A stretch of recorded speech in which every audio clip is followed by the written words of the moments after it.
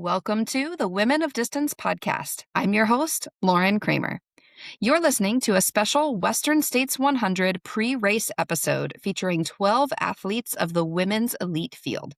These women have a variety of experience across a broad time frame, from the defending champion to a long list of previous top 10s to first 100-miler ever. And in this episode, you'll hear about all of it. We are talking through that experience, thoughts on what they've invested to get here, strategy and goals, and of course, their current favorite song that sets the vibe for the race and goes on our special Women of Western States 2026 playlist. You can find a link to that playlist and all things Women of Distance in our show notes. Please note that there are several athletes who I know you want to hear from, and I do too. We didn't forget or leave them out, but many women decided to keep their head down and forgo media in advance of the race, and I fully respect that. We are all excited to watch this women's race unfold and want every athlete lining up in their own best way. This is one long single episode that you can listen to over the course of a few days, a solid long run, or find each athlete by chapter. Before we begin, I want to be sure to thank Open Fuel for their support of the Women of Distance podcast. Open Fuel is responsible sports nutrition to fuel your adventure. Check out their products and their mission at openfuel.co and use code WOD for 20% off every order, every time. Women of Distance is also supported by Summit Roasters, good coffee roasted fresh in my hometown. Check them out at summit-roasters.com and support them and the podcast by using code WOD15 for 15% off your favorite roast every time. You can find all of these links and codes in the show notes. Without further ado, thanks for listening. I hope you enjoy. Okay, I'm hanging out with Abby Hall, defending champion of the Western States 100. We are just about 2.5 weeks ahead of the 2026 race. Abby, thanks for being here. How are you doing? Thanks, Lauren. I'm doing great. I feel like I'm kicking off all things states with our conversation as more interviews and chats start to pop up. So this is a fun way to kick things off. 'Tis the season. It is time. So this is one of the questions I had for you, more so in regards to the way you feel approaching this race, coming back as the defending champion. Does that change anything about the race for you, both in terms of how you feel heading into it, the confidence you have or the pressure that you feel, or also maybe external things that you feel coming into this race? Yeah. I think, what's unique is that I feel like last year, I'm guessing that the people that I was competing against didn't maybe expect me to like continue winning the race as it was unfolding. At least this was a running joke with my crew afterwards, that we were oh, people were probably thinking good for Abby after her injury, first to the top of the escarpment, have a fun day, we'll see you in the canyons. And then it was kind of oh wow, this is really happening. She's gonna do it. I don't know. Maybe I'm making that up and no one was thinking that. But I think last year was unique in that I wasn't really one to watch going into the race. And so I don't think anyone was looking to me strategically as the race was unfolding. And I do anticipate that shifting a little bit this year just because I did pull it off last year. But that being said, I don't know, the confidence versus pressure kind of thing is interesting to me. I think because I have been doing the sport long enough, I recognize it's a really cool honor to have that pressure. I feel for so long, I was not the one to watch for 100-mile races. And I wanted to be that person. I wanted to be a reliable performer, but something about the 100-mile distance always eluded me for so long. And so it feels really cool to be in a position in my career where I have some pressure on me to perform and do it again. And that's really exciting to me because I feel I've been working towards being that kind of athlete for a long time. So that part feels really fun to me. But it's I don't know.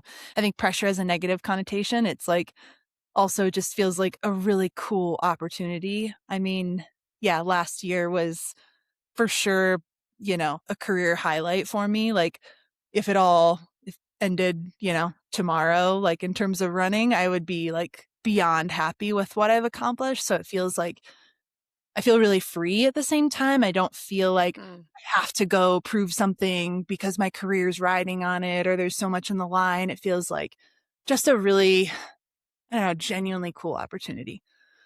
Yeah. I love everything that you just said. Like being able to reflect on wishing that you were in the past, wishing that you were where you are now, but also feeling free in that place. That's an incredible way to come in.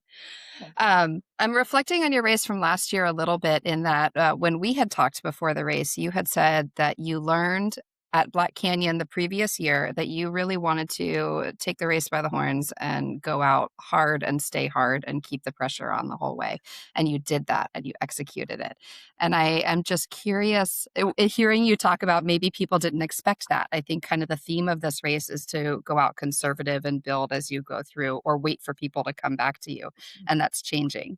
I'm curious to hear if anything has changed in your strategy or the way you're thinking about approaching this race, as much as you're willing to share. Yeah. I mean, I think what's interesting is like because last year was so exciting for me as it was happening, I would say really beyond Forest Hill, my perspective was like, just don't screw it up. Just kind of like hold the line, like keep running, keep eating, like don't mess with anything. Don't like make any crazy moves or like once things had kind of reached this position where I was like, oh, if I like, yeah, just hold it together, don't mess it up, like something really cool is waiting for me. That being said, I feel like that means there was a good chunk of the race where I wasn't taking any or many risks at all. So I feel like there's a lot more to give this year. Uh, Mm. I I think that last year there's kind of the emotional excitement for me while it was happening too of like, I remember like being with Cordis, my husband who was pacing me at the end, and he was like, really trying to like get the most out of me at the end, but I felt so like it was so emotional for me what was about to happen, like that I felt like I was about to win, that like I think it made the effort feel harder than it was. Like it Mm. heightened the whole Hmm. experience where I was just like, this is crazy and I'm giving it everything. And I I feel like this year, like less shock to find myself in a position like that and more like ability to sit with it and be like, yeah, I want to be in this kind of position and I'm going to keep fighting, keep digging and not be as, surprised when it happens. So I feel excited to like, yeah, I feel like there's room to play and I'm excited for that. That's awesome. That's awesome. Is there anything that you have changed in your training or your approach building up to this year? I mean, I think the overall strategy remains pretty unchanged, but we've had a longer time to do it this year, which has been really Hmm. cool. So last year, I found out that I got MK's, roll down spot, I believe like right around canyons last year. Hmm. Um, so it was a pretty like, crammed build for last year. Um, I remember even just looking at my training year over year and thinking this year I had done most of my like heavy work, so to speak, by the time I was even really starting the block last year. Because the block was Mm. really like a few big weeks last year versus this year. I feel like the block really started in like late March and, we got like multiple cycles in, which was really cool. So I'm really excited. I mean, I definitely respond well to like the higher volume training. And I feel like we got not just one block of that in, but really like several. And it all felt really good. So I'm excited to see like what I can do on that. I feel like I know the answer to this question just from following you on social media and what you've been sharing about this block. But I wanted to ask, have there been any particular highs or lows or challenges associated with this training block? Um, let's see. Definitely a challenge, I would say, was like the first, I guess I haven't really talked about this in social media, but like, uh, we've been doing some like projects to our house. And so we were like living at my parents for a while and kind of like living out of suitcases. And I feel like that made things a little chaotic. Still like up here in Flagstaff, fortunately. So like, the training routine wasn't too changed, but just like, I think anyone who's gone through a project like that knows it can be kind of draining sometimes. It's a lot. Yeah. Yeah. So that I would say was a challenge. But otherwise, like, honestly, it's gone really smooth and really great. And yeah, I think the highs by far have been, um, I don't know. I love so much this like cycle of self-belief that big training does for me. It's like looking at it all lined up before one of these blocks starts. I'm like, man, can I really do this? Like, that's a lot, or like, this is going to be really hard. This is going to ask so much of me. And then like getting through it is just like this really fun high for me. And I enjoy that so much. Uh, and I feel like it's become a really important part of my process to get to that start line and be like, yeah, I went through like multiple cycles of like being not sure if I could do it and then in doing it. And I think that like helps reinforce that pattern. So on race day, I can do it. So I just, yeah, I don't know. It was probably my favorite training block ever. Um, yeah. That's the vibe I've gotten off of social media is that you have just really reveled in the training that you're doing and really enjoyed what you're doing. It comes through clearly. Well, thanks. So maybe this is a little bit redundant then coming into the race. Do you have any go-to mantras that you call on or like a particular mindset that you want to be approaching the race with? You know, I think like overall, I feel like a big performance at Western States requires putting it all out on the line. Like it's a complete mind, body, soul experience. At least that's like what it was for me last year. And yeah, I think that returning to that place where I'm willing to like put it all out there. I mean, there's really only so many times we can do that. And, I even felt like last year trying to not replicate it, but like summon it again by trying to go for UTMB. Like I realized it's not as simple as just being like, I'm going to do it again. I'm going to put it all out there. Like you have to really completely want it. Um, and so, yeah, I guess that's not really like a tidied up mantra, but it's, yeah, like I think one of the things that made last year special was that it was not just this like running thing for me. It was very much this soul thing. And I'm really excited to like go back to that place. Love that. I love that. Okay, so what are your personal goals for this race? And also to add to that, maybe how do you break that down across the course of 100 miles? Mm. I mean, the primary goal would be to, be the first back-to-back women's winner in a number of years. And yeah, going in, as the defending champion, that's like, definitely the top of mind goal for me. I mean, that being said, though, I think kind of more of a process goal for me is like to not rest on my laurels and to not go into it trying to duplicate an experience I had last year. I think Mm. I would be mistaken to think that I could just go do the same thing, expect the same result. Of course, there's a number of things that remain unchanged, things that are already working that are like, great, I can do that again. And I draw confidence from that. But I think each competitive situation asks something different of you. And I feel like excited to challenge myself by going to see if I can accomplish the same thing, but in a whole new way this time. Yeah. That's a really wise perspective. I really like that.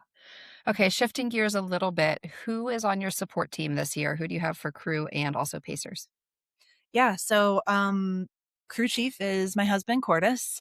And then, along with him crewing is going to be Sarah Scazzaro, Callie Vinson and Scott Traer. And they were all in my crew last year.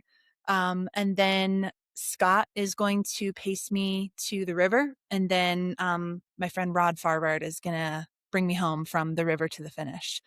Okay. So yeah. feel really lucky to have all their support out there with me this year. It's a heck of a team. Yeah. Okay. Non-serious questions. What is your go-to post-race meal? If we give you maybe until Sunday, not Saturday night. Definitely a big uh vegan Ben and Jerry's girl. So I have had a lot of pints of Ben and Jerry's in my training. I guess it's not really a meal, but like the ice cream has been a critical That's part your of thing. the block. Is there a particular flavor?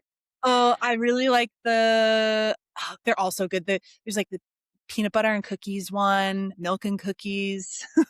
I'm also just a big cookie dough fan. So yeah, lots of ice cream consumed in this build. And, yeah, lots of pasta too. So yeah, I think Love last it. year, I remember like race, right? Yeah, I'm interpreting that correctly. Or pre-race. Post-race. Yeah, you got it. Yeah, I just remember last year, like slowly working on like a vegan burger from like the grandstands, or like whatever. Like it was on this paper plate that traveled from like the track back to the hotel, and like eat it. Like, all right, get a few more bites down. But like ice cream seems to like break the rules somehow, where I can just kind of Um, slurp it down, and it's so good, and yeah, I can never say no to it. I love that. That's also part of why I ask about Sunday rather than Saturday, because I'm sure those small bites are just hard. Okay, final question. I always really love asking you this question. You always have an interesting answer, and I think kind of sets the vibe for your training block and the way you're heading into the race. What is your current favorite running song? I've been listening to a lot in this block. Turn My Swag On by Soulja Boy. Ah, okay, Uh, okay. I kind of did like a Pavlov's dog thing with it, in that I would play it anytime I finished a long run. So like, you know that feeling when you're about to finish a long run and you're like, I did it. That was good. Like, did my long run. I kind of like reinforced this feeling where I would listen to that song like every time I was like driving home from the run, or maybe in the last mile of the run. And so now I just associate it with just kind of like another brick in the wall. And I love that. I love that. Okay, I can't remember. I know I've asked you this before. Do you wear headphones in the race, or will you wear headphones in the race? yeah, I will. Yeah. Okay. Yeah, I've only started doing that in the last couple of years, but I really enjoy it. And I wear like, Sunto does some like bone conduction ones that I wear. So it's nice because Mhm. you can still hear your surroundings, or if you want to talk to someone for a second. And yeah, they're like, pretty easy to like use on the go. So I feel like it's not, and like the ones I use are waterproof too, which is nice for states. For sure. So, okay, here's an add-on question then. Do you save that song for like a key moment when you really need it, or do you have it on repeat multiple times throughout the day? I like the thought of repeating it. I have like one maybe like 8-hour playlist or so, which more or less got me close to the point where I was like picking up my first pacer last year. So I probably only get one pass through it. So I'll like really have to make it count. Unless I did a shorter playlist and looped it with like the hard hitting tracks only. So it's, Yeah, yeah. kind of a moral dilemma, really. Yeah, decisions to be made here in the last couple weeks. Important things. Yeah, exactly. Abby, it's been great to catch up with you. I'm really excited to watch how the race unfolds for you and see you invest yourself in this one yet again. And just hope these last few weeks go smoothly for you. And we'll see you out there in a couple weeks. Thank you so much, Lauren. Excited to see you out there, and always really appreciate chatting. Mhm. Okay, I'm hanging out with Marianne Hogan ahead of the 2026 Western States 100. Marianne, thanks for being here. How are you doing today? I'm good, thanks. Thanks for having me. I'm glad to have you back. This is your second time on our Women's Preview podcast. This is your third time lining up for the Western States 100. You've been the third place female in your previous two times racing Western States. I am interested to hear all about your training, all about your prep, but I wanted to start with just in your previous experience at the race, if there's anything that you have learned about this race or about the way that you run it that you have applied to your training for this year's race?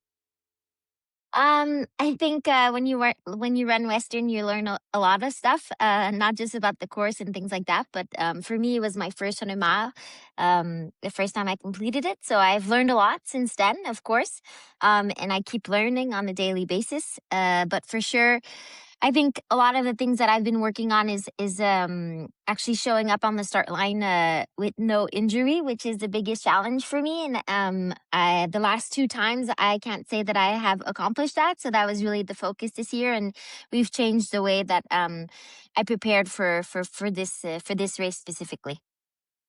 As much as you're willing to share, what kind of things did you do differently to make sure that you're lining up healthy? Yeah, I guess I just waited longer before I started running more. So the years before I ran a lot more throughout the winter, and this time around I did a lot more skiing and cross training, and didn't start racking up some higher mileage weeks until the month of March, which is definitely different than what I've done in the past. And so far so good. We're still a couple weeks from the start line, but I feel like that will have made a big difference for me for sure. That's exciting. Is there anything you've learned about the execution of the race and the way that you run it that you are applying to your strategy this year? I think the last few times I've struggled a lot in the high country. It was I struggled a lot in the high country, and I don't know if it was mostly digestion related, but the first part of the race was always harder for me. So I feel like this year, training for 2 months in Flagstaff will definitely help me tackle that, or I hope will help me tackle that scenario for sure. That was one of the questions I had. What have been some of the highs of this training block and maybe also some of the challenges if you've had any in this training block? Yeah, of course. So I think some of the highs have been, I mean, training in Flagstaff at this time of year, you don't lack the amount of people that you can run with. So that's been really nice. I've been putting on a lot of mileage with Fujao. Ran with Abby. I've been running with Jessica Brazeau. So it's been really nice to train with people out here and kind of explore a new region. I've really enjoyed my time in the Grand Canyon, which I had never ran in. So that's been really fun. And in terms of challenges, I think for me, as I said, like health is the main challenge. And since last year before states, I've been dealing with a protrusion of my back. So making sure that it doesn't flare up during this big training block has been the biggest challenge for me for sure. Mm. And it's stayed healthy to this point is very exciting to have you lining Yeah, up that way, feeling that yeah, way. exactly. Yeah, exactly. What, as much as you're willing to share, what are your personal goals for this race and how do you break that down over the course of 100 miles? Um, like I said, for me, the last two times that I've lined up, I've lined up on the start line with significant issues to start with. So my main goal this year is to have no issues going in and kind of be able to go out with a clear head and see what I can do. The funny thing is with ultras is that something is bound to go wrong, but if I feel like if I can limit the things that go wrong at the start line, that would be a great start for me. So I'm just hoping to have a day that I have absolutely no regrets, and that I don't have any crazy stories of things that I've had to combat in order to make it to the finish line. So I'm not necessarily looking for. Obviously, I'm always looking for a good result, but for me, a good performance would be making it to the finish line without too many things to say that went wrong. I think one of your challenges last year, your epic puke and rally, was such an inspiring moment for so many people that you never lost a step, you never lost a beat, you didn't slow down. But hope to not see you have that experience this year again.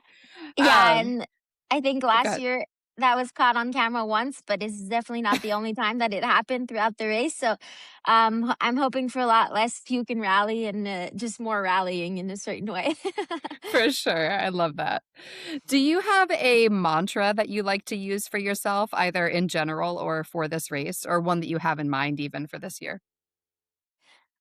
No, I think having no regrets is a really big thing for me in life and in a race. So whenever I'm doing something, I'm always telling myself like I have to be doing it the best that I can in that moment. And sometimes in 100 miles, you know, doing the best you can is just putting a little jog in an uphill, and other times it's hiking. But for me, it's always like being present in what I'm doing and making sure that I'm doing it the best way that I can. So that's usually what keeps me going to the finish line. And Western is also very, very unique in the way that you can really rely on your team to help you get there. So I'm really looking forward to having my team out there and helping me reach the finish line as quickly as I can. That's exactly my next question. Who is on your support team this year, both in terms of crew and pacers? Yeah. So I have had a pacer the last 2 years that I've been out there. I've had a friend, a dear friend from back home in Quebec, that has come out, and he's coming out again. So he'll be doing a lot of the pacing sections. And then I have a big team from Solomon that is coming out. I've become really good friends with the whole team at Solomon. So I have let them take care of the whole process. And I'll have the team manager be one of my pacers as well, and the physiotherapist will be part of my crew, and the apparel person will be part of my crew as well. So I'm looking forward to rallying out the team who has been working behind the scenes and having them be part of my Western States journey this year. That's awesome. That sounds like an excellent team.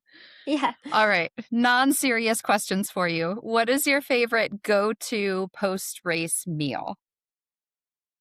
I think the day of the race, I have a lot of issues eating. But I think for me, when I finish the race, at least. But I think the go-to meal for me is either a huge salad, because I'm craving some greens, or if I have a bigger appetite, I think a burger will be what I'll be craving after a big day.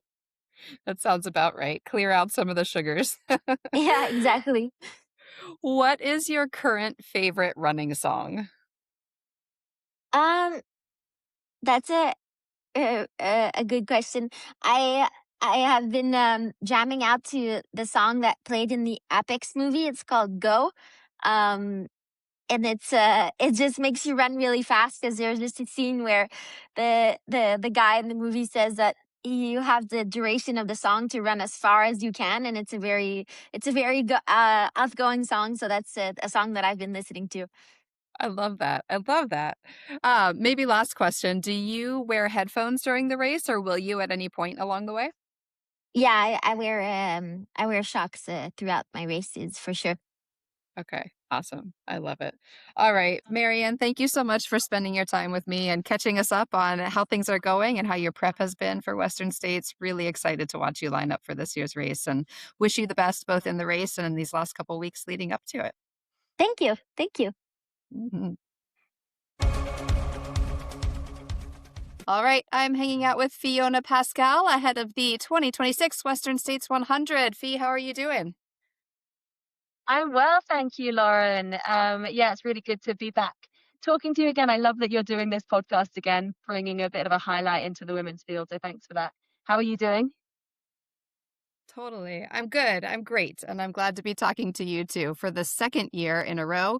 I'm really interested to dive into our discussion because the last time we talked, you were lining up for your first Western States. This was last year. You finished that race fifth female.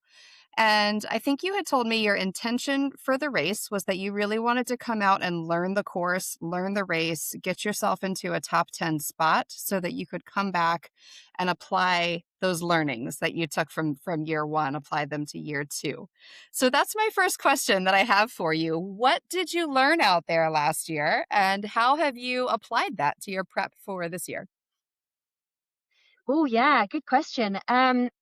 I think the main thing that I learned last year, and it's something that I had been told before, but actually experiencing it is different, is that it's really important to be patient and that you're not really racing everyone around you until right at the end. You're really just trying to put, just trying to get as much out of yourself as possible. So yeah, being patient, setting off with a bit of, holding back a little bit, being quite calm to start with was really effective last year. So I will be doing that again. I think I did that quite well last year. I'm doing that again. And the other thing I learned was that ice is amazing.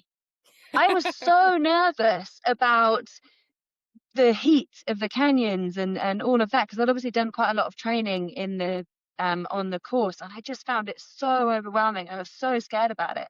But then I'd never run with, the full bandana and ice in the sleeves and hat and everything like that. And it was so good. And it was really, I mean, I was obviously hot, but it wasn't nearly as bad as I was expecting. I love that. Applying that to the strategy for this year then too, it sounds like. It's looking hot. I don't think we get a cool year at Western States. There's not such a thing. It's No, cooler, I maybe. mean, yeah, that's it. Even when it's a cool year, it's still pretty hot, isn't it? hmm Talk a little bit about how you have maybe applied those learnings into your training. Before we hit record, we're just talking about your support and your setup is very different this year than it was last year. How has that build up to Western States and your training block looked different for round two? Yeah, signing with Adidas this year was really incredible. It's very, very exciting for me. And it's meant that I've been able to spend longer out here just in the heat and in altitude and on the trails. I love where I live at home, but I live at about 50 meters of altitude, so it's not ideal, and it's generally rains quite a lot as well. So I came out for the Lake Sonoma race in April, and I stayed out. I was saying to you before the record, I am almost completely maxing out my 90-day stay. I'm here for 89 days. So if my flight is delayed, then I'm going to get into trouble this year. um, so yeah, I've been hanging out in Auburn for a little bit after the Lake Sonoma race with my new teammate Emily Hawgood, which is really lovely. And then I've been out in Flagstaff along with, I mean, pretty much everyone else who's running Western States by the sound of it, um, for the last month as well. Awesome. Talk a little bit about the highs and lows of this training block. I know it is a lot of time, it's a lot of mileage, it's a lot of experience that goes into preparing for this race. What have been some of the highs of this block and maybe some of the challenges that you faced in there as well? Yeah, I think going into this year, I was really excited to, as you said, learn from last year and try to race a little bit more aggressively this year, put some more mileage in, just do everything just be a bit sharper this year. And that has been a real challenge because I've been struggling with quite a minor injury, but obviously minor injuries are still injuries. So that's been the main challenge. I've been dealing with a kind of plantar fasciitis issue, which has meant that rather than being able to do more mileage, which is what I was hoping for, I've been limited mileage wise to an extent. I've still managed to put a fairly good block in, but not as much as I would have liked.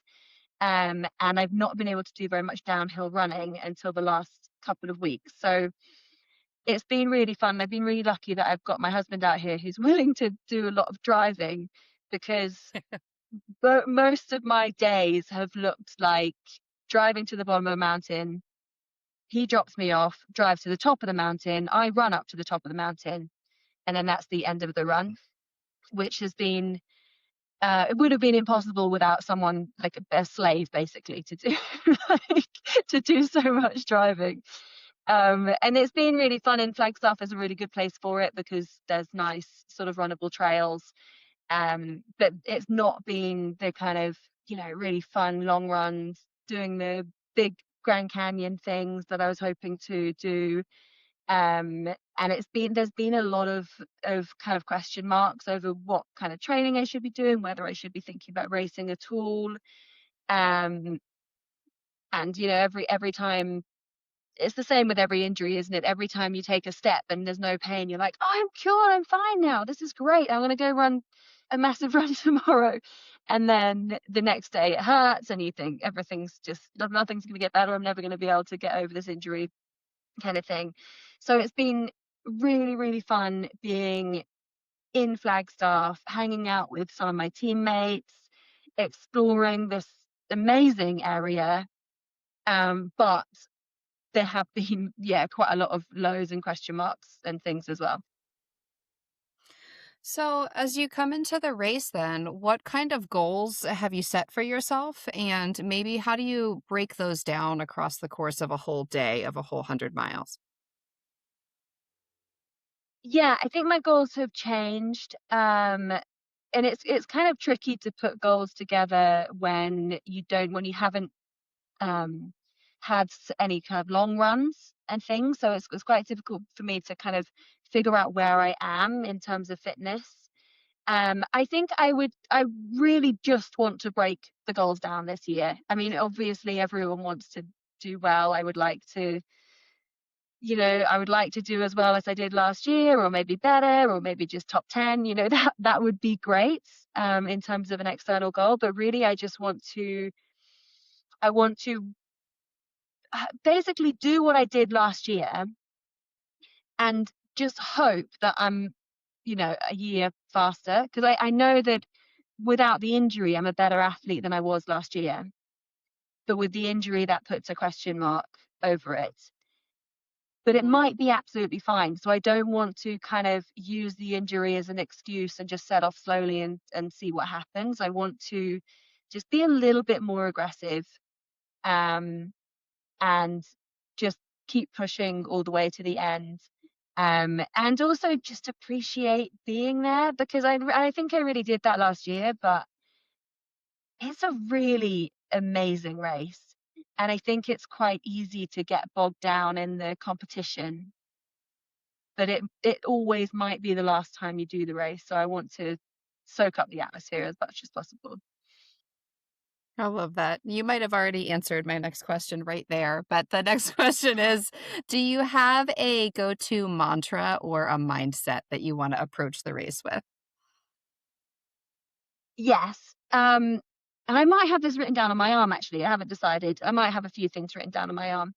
I think last year we talked about my song that it's a bit of a weird kind of UK garage song, um, that I kind of sing to myself through the race. And it's like, I feel good, good, good. It's like a kind of just fun song about just being silly. And to me, that every time I think about that song, it brings me back to just like having a good time, having fun, bringing it back to um the kind of reason that we all do this stuff, that it's amazing and it's incredible.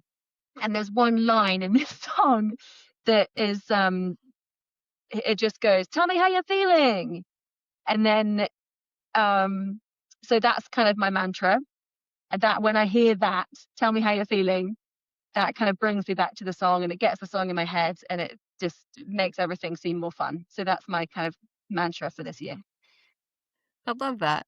Okay, so I have to jump straight to that question. It was going to be my last question, but I'm going to ask it now. Is that still your current favorite song, or do you have a new favorite song 1 year later? I mean, it's not my favorite song. It just is just a weird song that I just It's the associate one with you come racing. back to. Yeah. Yeah. But I think no, this year I'm gonna go with, for the playlist, and it's a similar reason, but it's gonna be Clint Eastwood by the Gorillaz, because it's Okay. just fun. Yeah, it just makes me smile. I love it. I love it. All right. Coming back to not the last questions. What does your support Sorry, team I've look messed like up this your year? order. Who do you have? No, you're fine. It went with it. What's your support team look like with crew and pacers? My support team is huge this year. I got the people who were there last year, which is amazing. So I've got my husband Matt, and support crew James, and Ian Sharman, the coach, is crewing and pacing me. He's going to pace me from Forest Hill to the river. Matt's going to pace me from the river onwards, and Ian's going to take over crewing. But then I also have 4 other friends coming out who have kind of, I think they kind of realized that it's quite a good opportunity to visit America and then do this as well. So they're doing like a bit of a road trip for a couple of weeks and then finishing with the race. So that's amazing. And then my in-laws are also coming out, and they're doing the same thing. I think they're flying out next week, and they're doing a bit of a camper van trip around the States and finishing with the race. That's amazing. Okay, you really do Mm, have a big crew and providing opportunity or an excuse rather for these people to come out and visit the area. I love that. exactly. Yeah. Very cool. Okay, actual final question is what is your go-to post-race meal? And let's fast forward a little bit like to Sunday because I appreciate Saturday post-race is maybe challenging. Yeah, Saturday is just about forcing something into your gob and trying not to throw it up. Um, yeah, Sunday last year we got pizza and I was really craving pizza, but then it was like a big kind of, no offense, but like a big greasy American pizza, and it was a bit much, I think. So I'm gonna go with this year. I think we really fancy tacos. Oh, yeah. That's a great choice. Mm. What kind? I Do you think have you a want the particular kind of kind? freshness because you haven't had that, because as last year, as you found out, we're just eating rice before the race. So I kind of crave that like fresh zing, chili, all of that stuff that you haven't had for a few days. I love it. I love it. Flavor. Mm. Yeah. Yeah, who knew? All right, Fee, I'm going to let you go. I really appreciate catching up with you. I really wish you the best as you enter your taper here and head up to California. And we'll be cheering for you out there and hoping for the best kind of day. Thank you for taking your time to chat with me today. Oh, thanks so much for having me, Lauren. I'll speak to you soon. Good to see you. All right. I am hanging out with Hannah Allgood just a little bit ahead of the 2026 Western States 100. Hannah, how are you today? I'm good. I'm on my second cup of coffee. So I'm doing great. You know, if I talk even more than usual, that's probably why. It's a good day. This is going to be a good chat. Mhm. Real quick to an introduction for anybody who doesn't already know your name. This is your second time lining up for Western States. You were 7th female in last year's race. I'm really interested to catch up. We haven't talked since JFK 50, I think. Yeah. You seem like you have been doing a lot of short distance, fast efforts lately, JFK being one of those. You have also been at the Moab Red Hot 55K, where you won that race. You won the Lake Sonoma 50K race this year, and now you are coming up to the long distance again at the Western States 100. Tell us a little bit about your experience in the race last year, what you learned about the race itself, and maybe also how that's impacted your strategies and ideas heading into training for this year. I feel like what haven't I learned since last year? You know, I think of all of the races. I don't do a ton of repeat races, and so that's always an interesting thing for me. But I feel like Western States is one of those.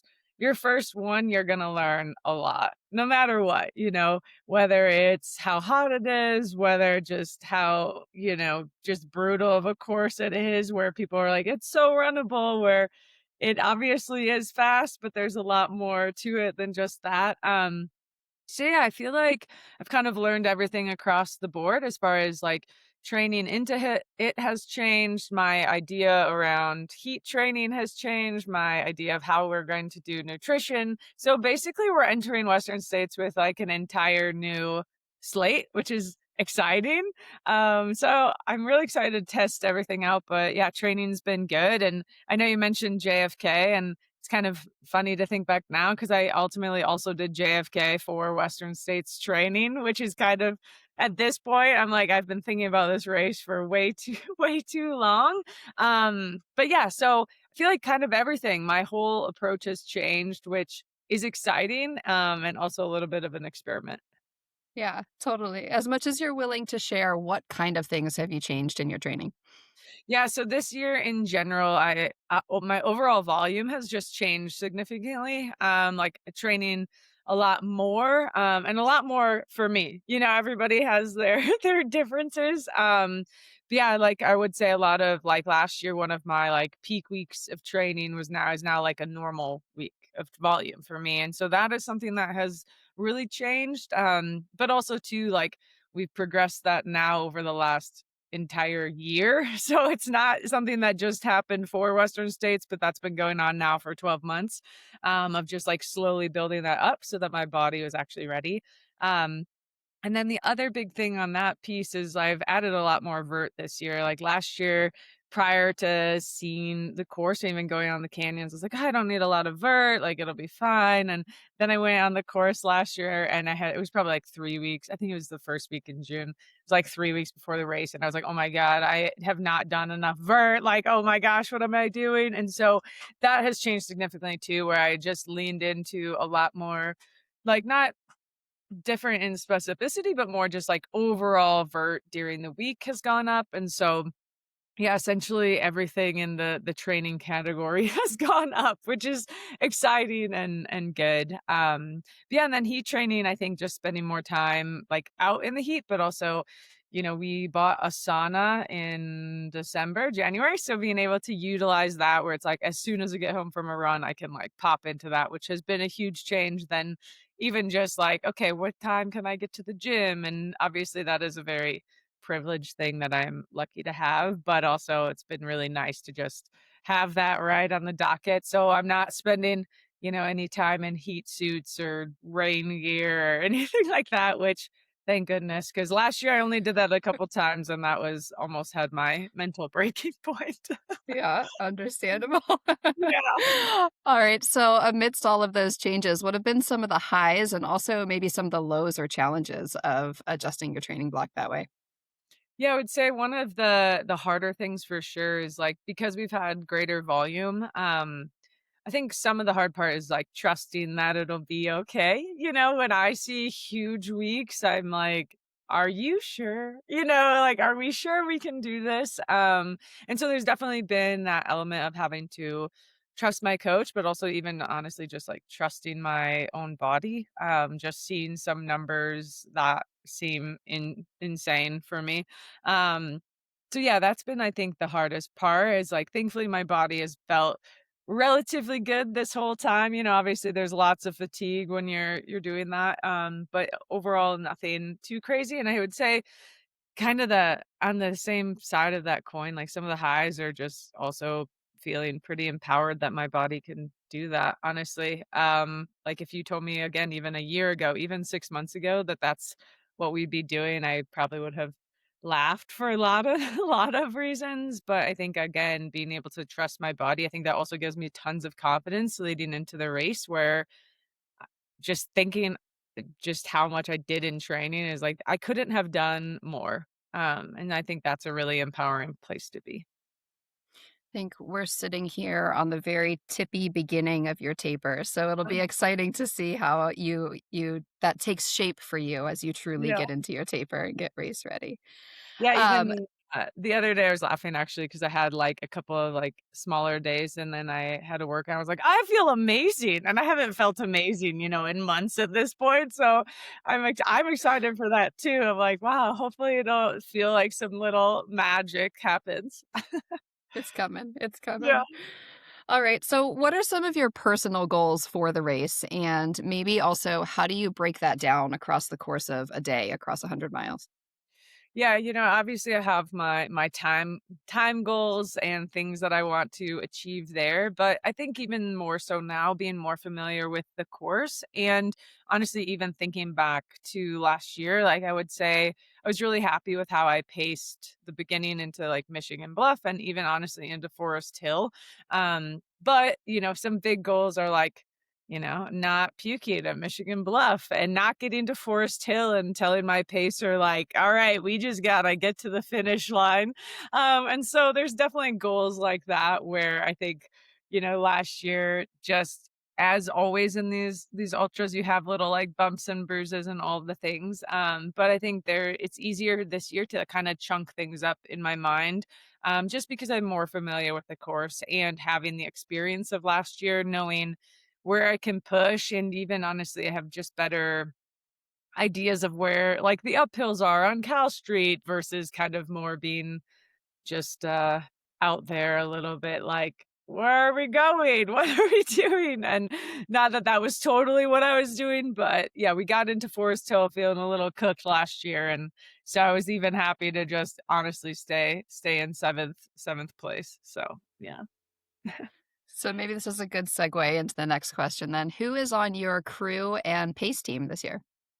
Yeah, so it's the same, pretty much the exact same crew as last year. So they are my main go-tos that I love to have at all races. So it's my husband Gil, it is my good friend Matt and his girlfriend Holly, and then my friend Rachel, and then my friend Cody, and then my teammate Kimmy. So, Gil, Matt, Holly, Rachel, and Cody have been around for many, many years. I think Gil has been at pretty much every single race I've ever done ever. So they're just kind of I feel like my home base for all of that. And then, yeah, my pacers are going to be Rachel paced me last year from Forest Hill to Greengate. And then this year I have my teammate Kimmy, who's going to pace me from Greengate to the end. So yeah, I'm excited. It's gonna be really fun. Awesome.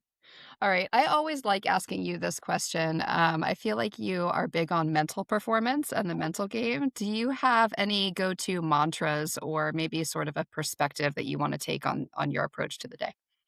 Yeah, so I think this kind of approach has been my approach recently as I've gotten more and more honestly comfortable with competition. I think there is, in 2023, 2024, I think I was still like, yeah, in a mindset of like, do I belong here? And like, should I be racing these people? What are we doing? Versus I think this last year and a half has really shifted. And so my mindset, I think a lot of my mindset always with these big races is put yourself in a position to win.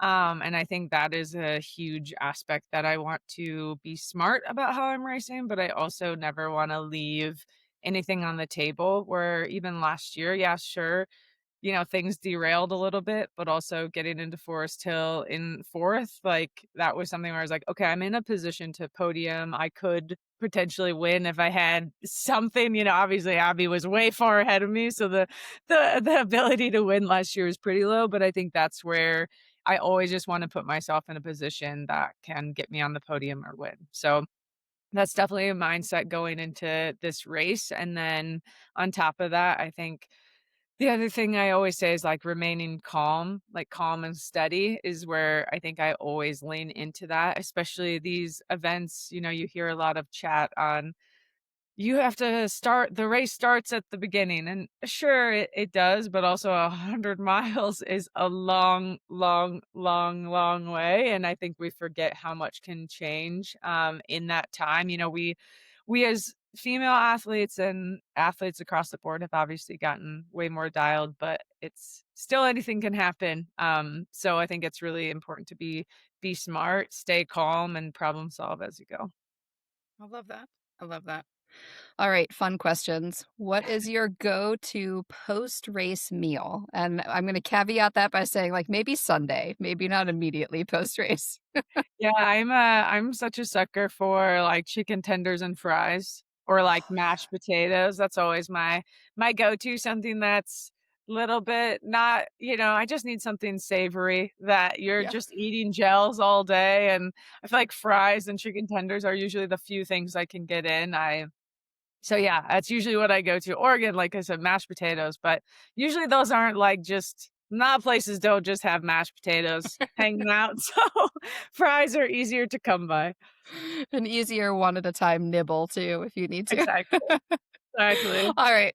Most important question, final question. What is your current favorite song? Yeah, so this is kind of funny because um it sounds sad. So it's called Constant Sorrow by Driveways. And it's a pop punk song. And I mean, people, if they listen to when I did trail running radio back in the day, they know I'm a huge Blink 182 fan, a huge pop punk.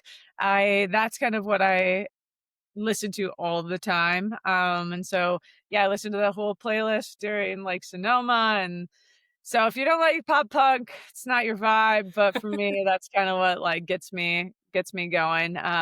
So I honestly probably couldn't even tell you most of the words, but it just gets me in the like running mood and gets me hyped. So that's what we're doing. I love that. I love that. Let me throw one more question on there. Do you Yeah. use headphones and music during the race? So actually, I didn't last year at all. But this year, actually, I am going to bring music this year just because I think towards the end of these races, I think it can be really helpful. I don't love to use it in the beginning mainly because I like to hear what's happening around me. Like, I like to hear how people are breathing and what I can glean from that. But definitely later on the race, the plan is to turn on a playlist, just stick the headphones in and just like laser focus on the trail. I think not that I need it, but I think it's nice to have that element of change, especially when you've been out there for a long time. So yeah, I'm excited about Totally. that. I dig it. All right. Hannah, thank you for taking your time. I really enjoyed reconnecting and getting to hear a little bit about your training and your prep, and really excited to watch how the race goes for you. We'll be cheering for you out there. Awesome. Good to see you too. Bye. Okay, I'm hanging out with Caitlin Fielder ahead of the 2026 Western States 100. Caitlin, thanks for being here. How are you today? Thank you for having me, Lauren. Yeah, I'm super good. I just got out of the sauna with my friend Fiona, and up in Truckee at the moment, but it's super nice actually. I'm feeling relaxed. Awesome. That's a really good place to be, I think. We are about 2 weeks out from the race, a little bit more.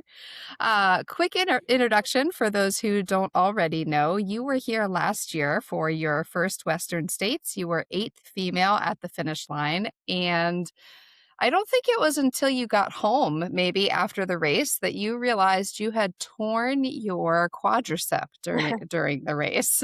Had quite an injury, quite a recovery, I think, to follow as well. And it's very exciting to see you coming back here healthy a year later to line up for your second round.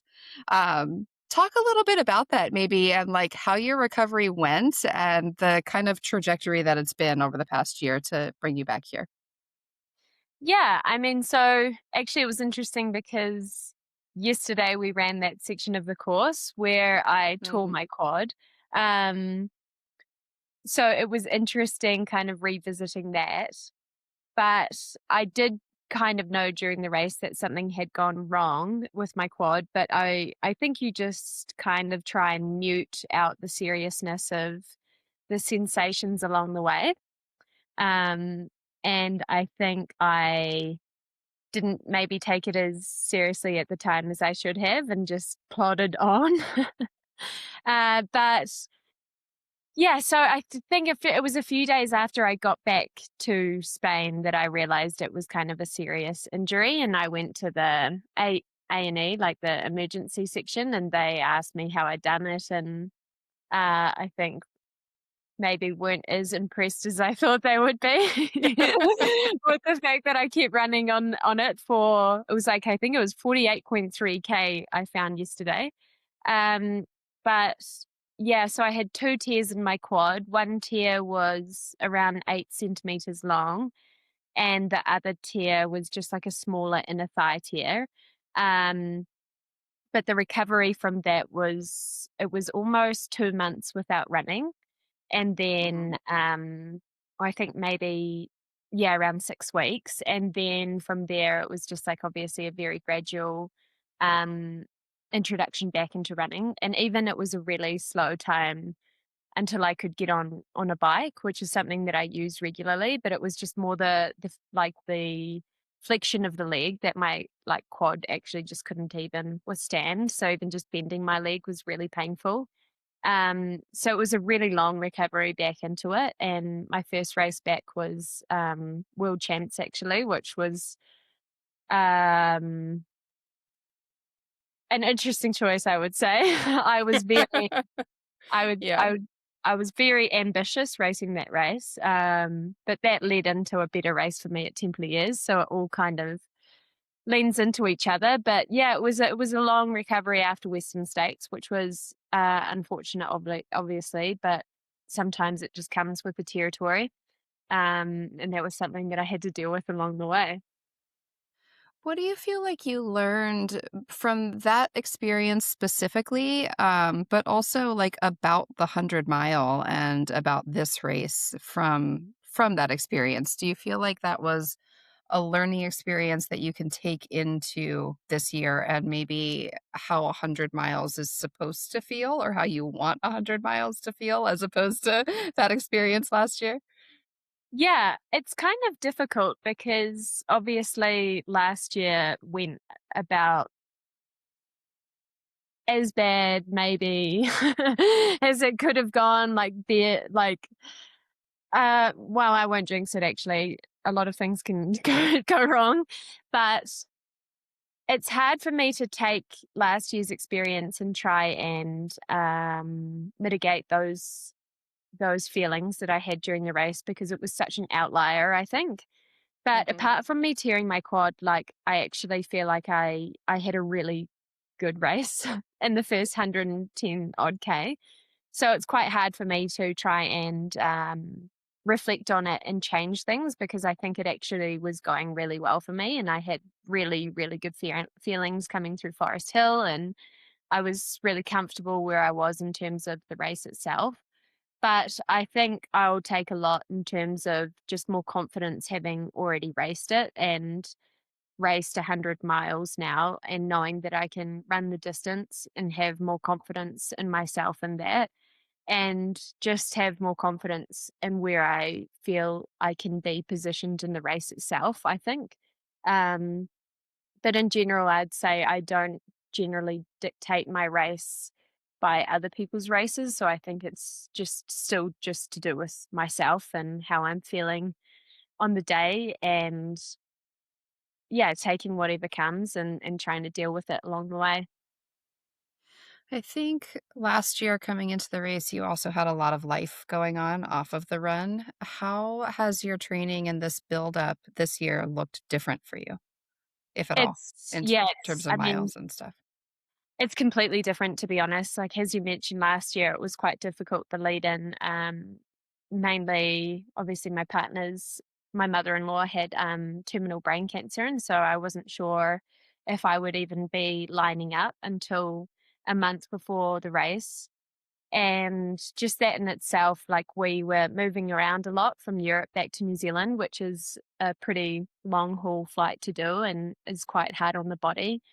And it was just a lot of moving parts and there was a lot going on outside of training in itself. And obviously my focus wasn't really on the training because, some things in life are a lot more important than running and and racing. But I just took the opportunity to be at the start line as more of a last minute thing. Like I decided a month out, if not less, that I was going to be there. And it was more about the experience of racing because I had that opportunity rather than the result itself.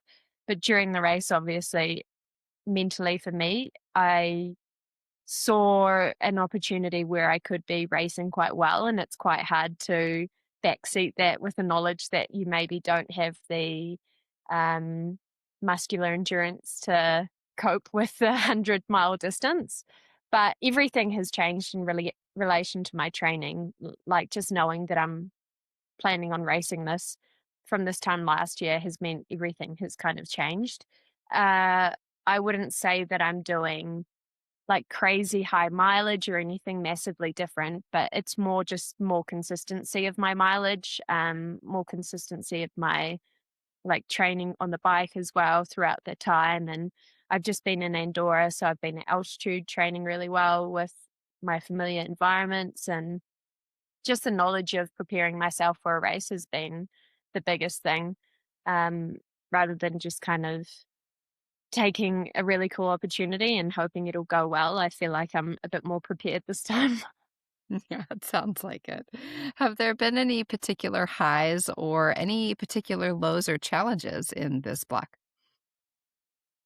Um, Honestly, none that I can think of in particular, which is actually quite cool. I haven't really thought of that before. So I haven't really had any kind of injuries. There's been maybe some moments where I've had some colds, like some little like flus and this kind of thing. Actually, I did get stung on my head on like a 7-hour ride. Oh And my goodness. and I was like way out of town from anything. This is in Spain. And last time I got stung, my entire head, like half actually, it's really interesting to see, half just completely blew up. And I looked like Quasimodo. Uh-huh. Quasimodo from Esmeralda. And Mhm. my eye completely shut. So yeah, that was an interesting experience on the bike. And then just random stuff along the way, but nothing like no injuries or blips like that, which is actually I'm super proud of. I think that's quite cool. Yeah, definitely. Do you feel like coming into this race fully engaged, fully healthy, fully confident from your experience last year, what you learned last year? Will your strategy be essentially the same in terms of the way you approach the actual race day, or is there anything that you would change in the execution as well? Yeah, I think I'll probably try and change the execution, but it's so interesting talking about a race plan and then generally during the race that kind of just goes out the window for me. And I would say that I'm quite confident in how I race in terms of my feelings along the way. Like I trust kind of my gut and how I'm feeling and I'm quite good generally with coming through in general, apart from last year. The second half of race is quite strong. And so I trust myself in that.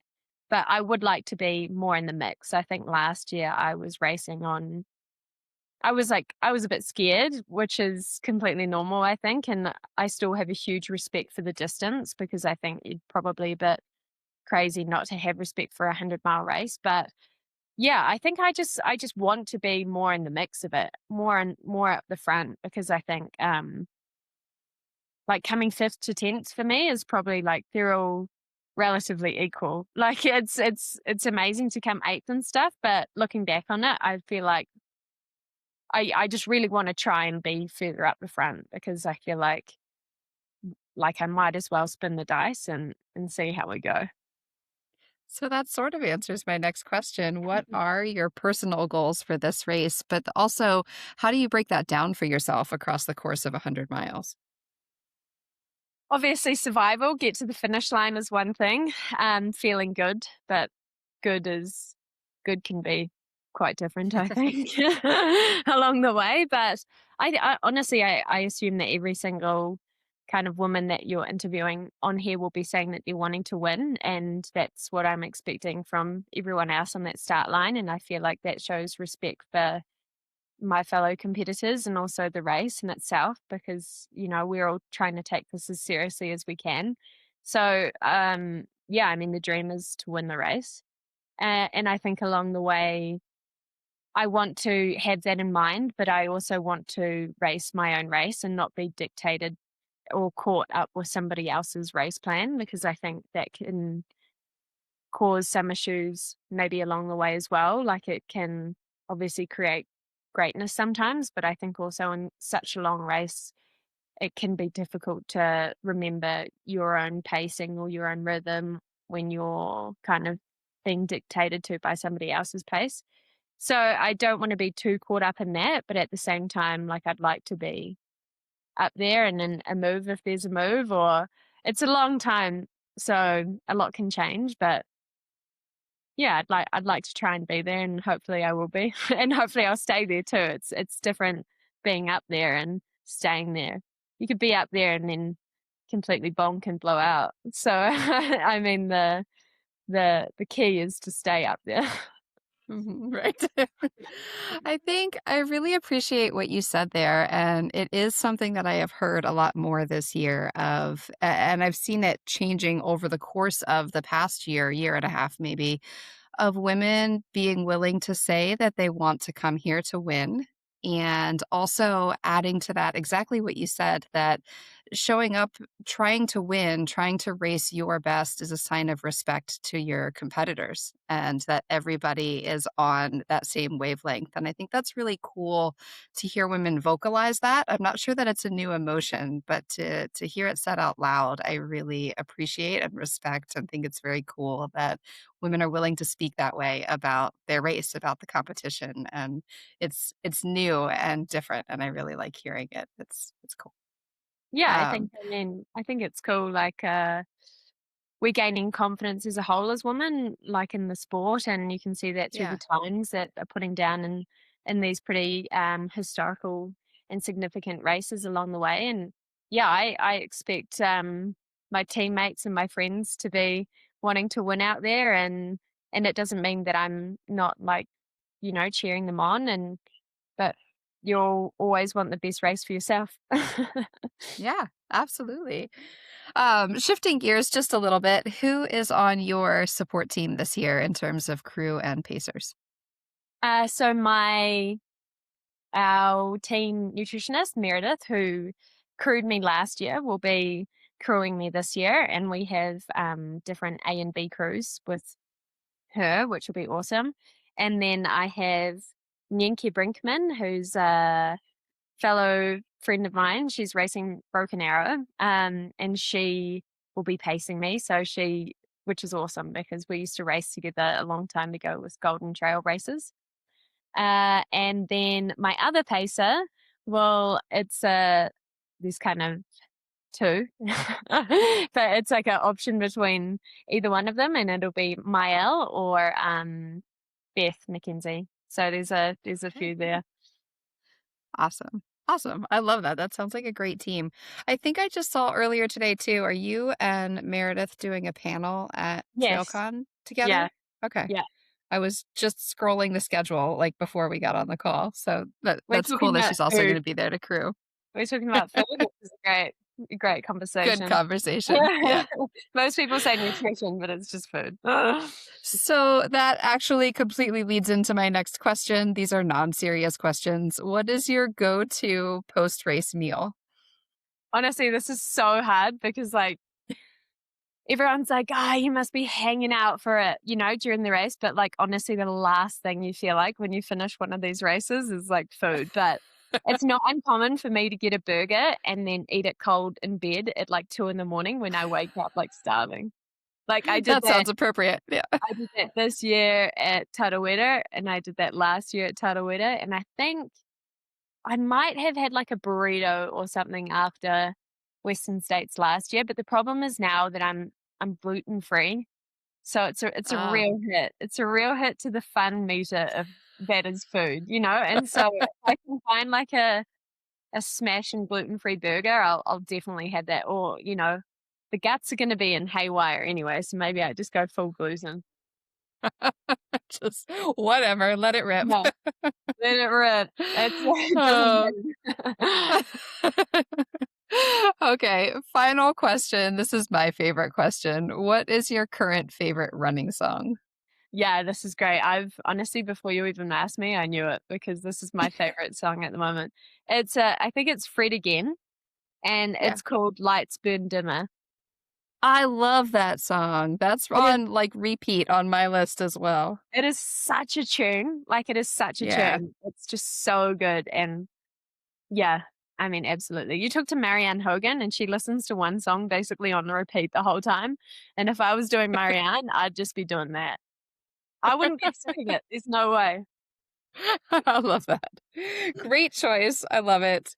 Caitlin, thank you so much for taking your time to chat with me. I'm really excited to see how year 2 unfolds for you and wish you the best over the next couple weeks as you get ready. Wish you the best on race day as well.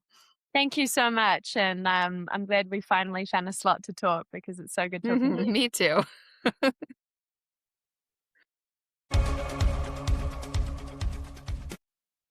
Okay, I am hanging out with Emily Hawgood a couple weeks before the Western States 100. Emily, how are you doing today? Thanks for joining me. Yeah, thanks for having me, Lauren. I'm doing really well. Awesome. I'm excited to talk. I was just saying a second ago before we hit record, one of the things I'm excited to talk to you about is your experience in this race. You have run this race 5 times. You have finished 7th, 5th, 5th, 4th, and 10th, and coming back for your 6th time at the Western States 100 this year for 2026. I am really interested to hear and dive into a little bit of your experience and what you have learned about this race and how you run it and how you have maybe applied that experience that you have to your training and prep for this year. Yeah, I mean, Western States is such a unique race, and I feel like every single year it is unique too. Like we've had some really crazy fast years, not only from like cooler weather, those sort of things, but like the trail conditions can be different. After the fires there was so much trail work done. The crew out here just did an amazing job. That was pretty much running, it was such fast running because they'd done such great trail work to get things out the way and all of that. Yeah, so every single year is different. And my biggest learning from all the years is like respect the mountains, respect where you're going to be going, and kind of whatever the mountains throw at you each day, and then respect who you're lining up with. Like every single person on the start line, like you said, like most people, most of the top of the list have been here before. Everyone's put in the time, no matter who you are. You probably haven't done more than somebody else, which is kind of amazing. Like it's cool that our sport is at that level, that everyone's showing up as prepared as they are, which is really exciting. And it's 100 miles, so anything can happen out there. Totally. Yeah. And the sport has really changed across these, especially the women's field, across these 6 years that you've now been racing this race. So, is there anything with all of that experience that you've gained? Is there anything that you have done differently in your training block this time to prepare? Or do you feel like you've really kind of know how you want to train and have kept things pretty much the same? Yeah, every single year is different. I work hand in hand with my coach, and so every single year we, take what we learned the year before and the years before that, and formulate a new plan, new puzzle, new different parts and pieces. So last year I was like low on sodium when I started, which I realized within the first 3 miles of the race. So this year I will not start off low on sodium. That's my big learning curve from last year. Yeah, so little things like that, it doesn't have to be anything dramatic, but little things like that taking into training every year have been really cool and key to like figuring it all out, which is fun. Always learning. Yeah. Hmm. So, from your training block, what have, as much as you're willing to share, what have been some of the highs and lows of this training block that you have invested for the race? Yeah.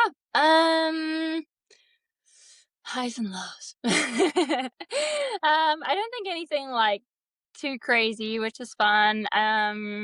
Biggest high is like I haven't had to deal with any niggles. Like the body feels really good throughout, which is really fun. I'm really excited to be in that place. Like haven't felt like I've had to dive or dig really deep at any point, which is cool. Yeah, always a nice feeling to have this close to the race. Um, a Totally. love. I think just the normal, like some days feel rough out there and some days feel great. And kind of that's that's been the highs and the lows, which is a really nice place to be right now. It sounds like it. Yeah. What are some of the personal goals that you have set for this race? And also, maybe how do you break that down for yourself across the course of 100 miles? Yeah, that's such a great question. For sure, at any start line of 100 miles, like getting to the finish line is my first goal. And then kind of breaking up the race. Like I really just want to be present throughout the course. Like I've had the privilege to get to know the course as well as I do, and so knowing it, corner to corner, tree to tree, rock to rock. That's a really cool place to be. And really like honing in on the good emotions that I want to carry through all those little sections. And really, like working through that and trying to make sure that that's where my mind goes, like the excitement or the joy of like running around Pucker Point or, running into the next aid station and knowing who's going to be there, which crew captain, or aid station captain, and all the great people they have with them out there. And then obviously having my crew, at certain points, A and B crew. And so kind of all those little parts, like, and really savoring the day of Western States. Like there's so much buildup. It's such a unique race in that there's so many different parts, which makes it so exciting. Like even right now, like my pacers are both all training, and so I keep getting messages of like their workouts and all those things. So it's such a community race, or team race and crew race, which makes it really special. So it's easy to stay in the moment and stay like present with where you're at, and all the fun, exciting little parts that play into the day. I love that. I think that's maybe a unique perspective that you have with your familiarity with this course and the race and the community, that not only do you know your own team that's out there for you specifically, but so many of the people that put their effort into the race itself at the aid stations and volunteers along the way. I think that's really special for you. Yeah. Talk a little bit about that support that you have for yourself. Who is on your crew and pacing team? Yeah, so I have my mom and dad are coming out from Zimbabwe, which is cool. My coach Poland will be there every step, and then I have my friends Jimmy and Lindsay Burnett. They've been out the past 3 years, I think, crewing me. They're kind of my crew chiefs, which is always nice to have people familiar to with the course. And then my friend Sam Lynette, and then I have 2 locals this year who've never been on my crew before, but I'm really excited to have them out here. Great friends of mine, Jen Smith and Rusty Tangney. So yeah, all the excitement is building. Big crew, for sure. Yeah. Do you have a go-to mantra, either just for yourself in general, or maybe even specifically for this race or for different segments of the race as you work your way through? I do, and like I'm like blanking right now on what specifically those are, but I'm like trying to think about like where my mind goes, because I think you can say that too, but you get pulled in so many different directions as well when you're racing, which is kind of special. And like, what do you want to come back to, or what do you want to kind of power you through? Specifically for this year, like last year, I worked really hard to get the chance to get back, come back this year. Last year getting F10, like F10 is a coveted spot, you get the chance to come back and be on the start line. And for me, like this is the full 6 months of the start of the year. It's my life. I get the chance to come and be out here. And me and my coach were just training the other day, and we were chatting about it. Like, this is what we worked really hard for. This is what we dug really deep for, and you know, left absolutely everything out there and more to like make this opportunity happen. So I really want to like celebrate that, and celebrate like everything it took then, but then also the excitement of like all the past like 6 months getting to like be here and do what I love and do all the things I'm used to doing, over the past 6 years, which is pretty special. I love that.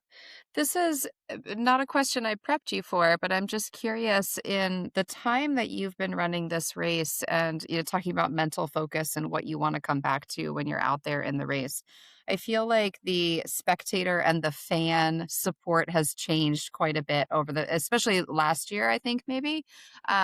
How does that fit into your day? Just the volume of people that are out there now. Is that distracting, helpful? How do you come back to yourself and the way that you want to be approaching the race with all of the external happenings around you?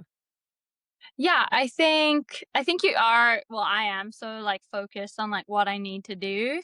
And like I've been out there in the silence, I've been out there on my own a lot. And I know what that is. And so if it did get too loud, I can very much get quiet within myself, which I like too. Like I love that I have that experience, that I can get quiet, but it's so exciting on race day. Like I think it's such a special thing that all these people that love trail running, love all the athletes out there, love being a part of this historic race, like are there together. And so it does just end up being a celebration, and actually just like adds so much energy to the day and to every moment.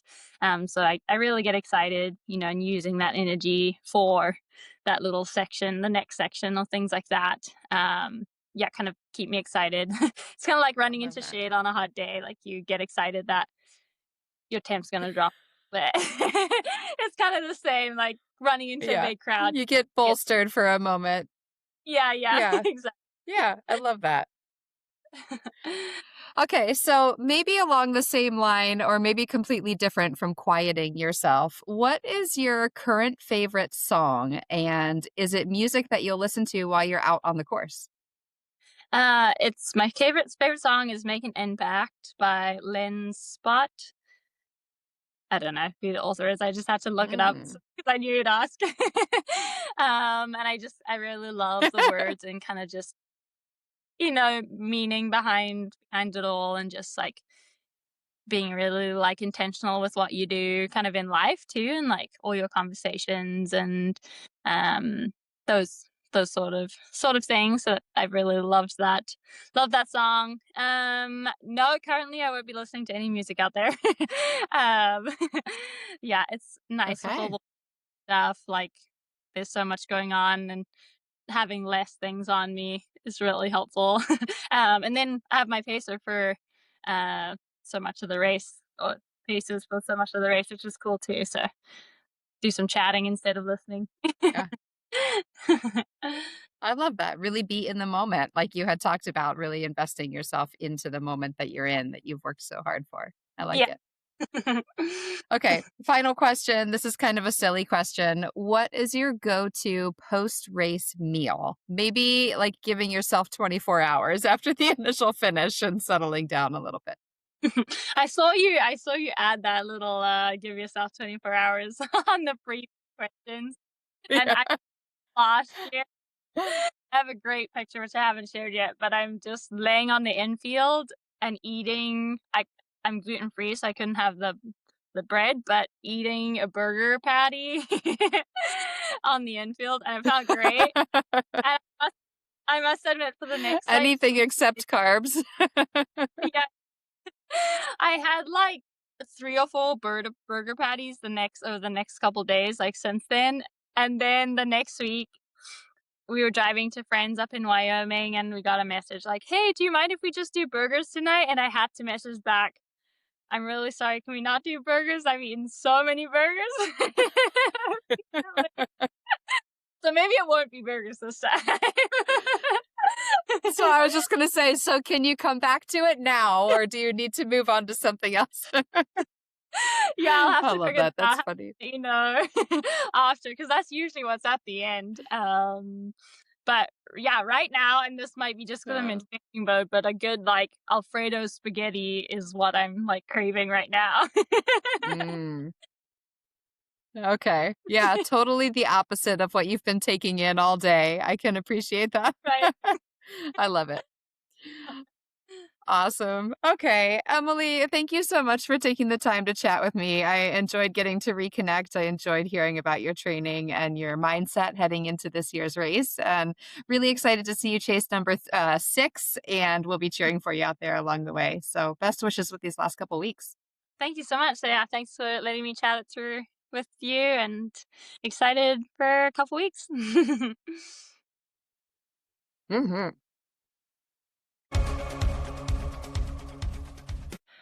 Okay, I'm hanging out with Tara Dower ahead of the 2026 Western States 100. Thanks for being here again, Tara. We've talked a lot over the past year and a half.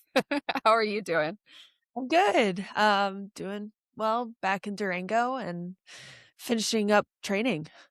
Yeah, we are awfully close to like 2 weeks before the race here. So you Oh, must I- be entering your taper. I have it right here. I remind myself every day. 16 days. Whew. Do you make a new Not sign every day? well, I just started doing this. I was like, how many days is it? And I was like, I should write it down to remind myself how many days it is. Make sure you know when you're supposed to Yeah. be there. So I guess I'll start now. I love it. All right. Quick intro. I think most folks know this is your second time lining up for Western States. Last year, you got sick the week of the race and you raced anyway. You posted a YouTube video about this that I really enjoyed. You put in a hard effort and ultimately DNF'd and set your sights on coming back for this year. I'm really curious just to hear how your training is going and what, if anything, you've maybe changed in your build this year and what you learned off of last year and last year's build. Yeah, my training has gone well. I have been training really hard. Um, but I think I'm also mainly trusting that my body knows what to do in these kinds of races. I've done a lot of 100-milers. I've done a lot of hot races. I've done a lot of sufferfest, I guess you could say. A lot of like really difficult things. And I'm trying to come into the race trusting my body and trusting the training that I've done before. Something that a lot of people have told me in the past, specifically my mindset coach, is like you got to start trusting yourself and trusting like your training. And it's not about this one training block. It's not about the success of it or maybe the not success of it. It's about, your entire history in the sport. And I'm going into the race just, I want to line up healthy. That is the baseline. I want to not be so sick that I can't make it past mile 70, whatever it was, Cal 3. And then every moment after that, it's just racing as hard as I can. And, respecting the women athletes that I'm lining up with means racing them really hard. I love that. I love that perspective across the board, that whole perspective that you just brought in. Um, do you feel like, obviously last year's race was different than hopefully this year's race is going to be, different than what you intended for last year to be? Do you feel like you learned anything about the race itself or the course last year that you're applying to your strategy for this year? Yeah, I came to terms with the fact that the race wasn't going to be last year. The race wasn't Western States for me. My personal experience was not going to be what I had imagined it to be. I was really sick and was struggling a lot. So I decided that the goals for the race was to, one, have fun, and two, to make it to the finish line. I kept had visions of running in with my crew from Roby Point and just running in with them. And then another big goal was to preview the course for an eventual comeback. And that's what I did. It was such a comprehensive overview of the course. It was like my little year out training camp for Western States. And even though I was sick, I was still like up there. Maybe not where I would imagine myself to be if I was healthy, but I was still up there, and it was like working hard and doing all the things that come with being sick as well. But yeah, I saw the course. I got to see aid station transitions. I got to practice those transitions with my crew. We got to problem solve. I also realized out there, I am really good at the heat. I don't know if it was because I was more focused on being sick than anything and all the things that was coming with that. But at one point, they were trying to pour more water on me. They were trying to put more ice in my sleeves. And I was just like, no, I'm fine. I'm over the ice. I'm not hot. I feel fine. And so it was really cool to see like how my body responded to the course in, being out there live in the exact month and day that I would be out there the next year or the year after that. Got to see the course, the aid stations. So all of that together, I think it was just a really good course preview until I got to Cal 3, of course, where I eventually DNF'd. But yeah, it was like my year out training camp. It makes a lot of sense to me that you kind of discovered that you perform well, feel good in the heat. You obviously from there went on to have an incredible race at Javelina, another really strong race at Black Canyon in similar conditions that you'll be facing this for this one.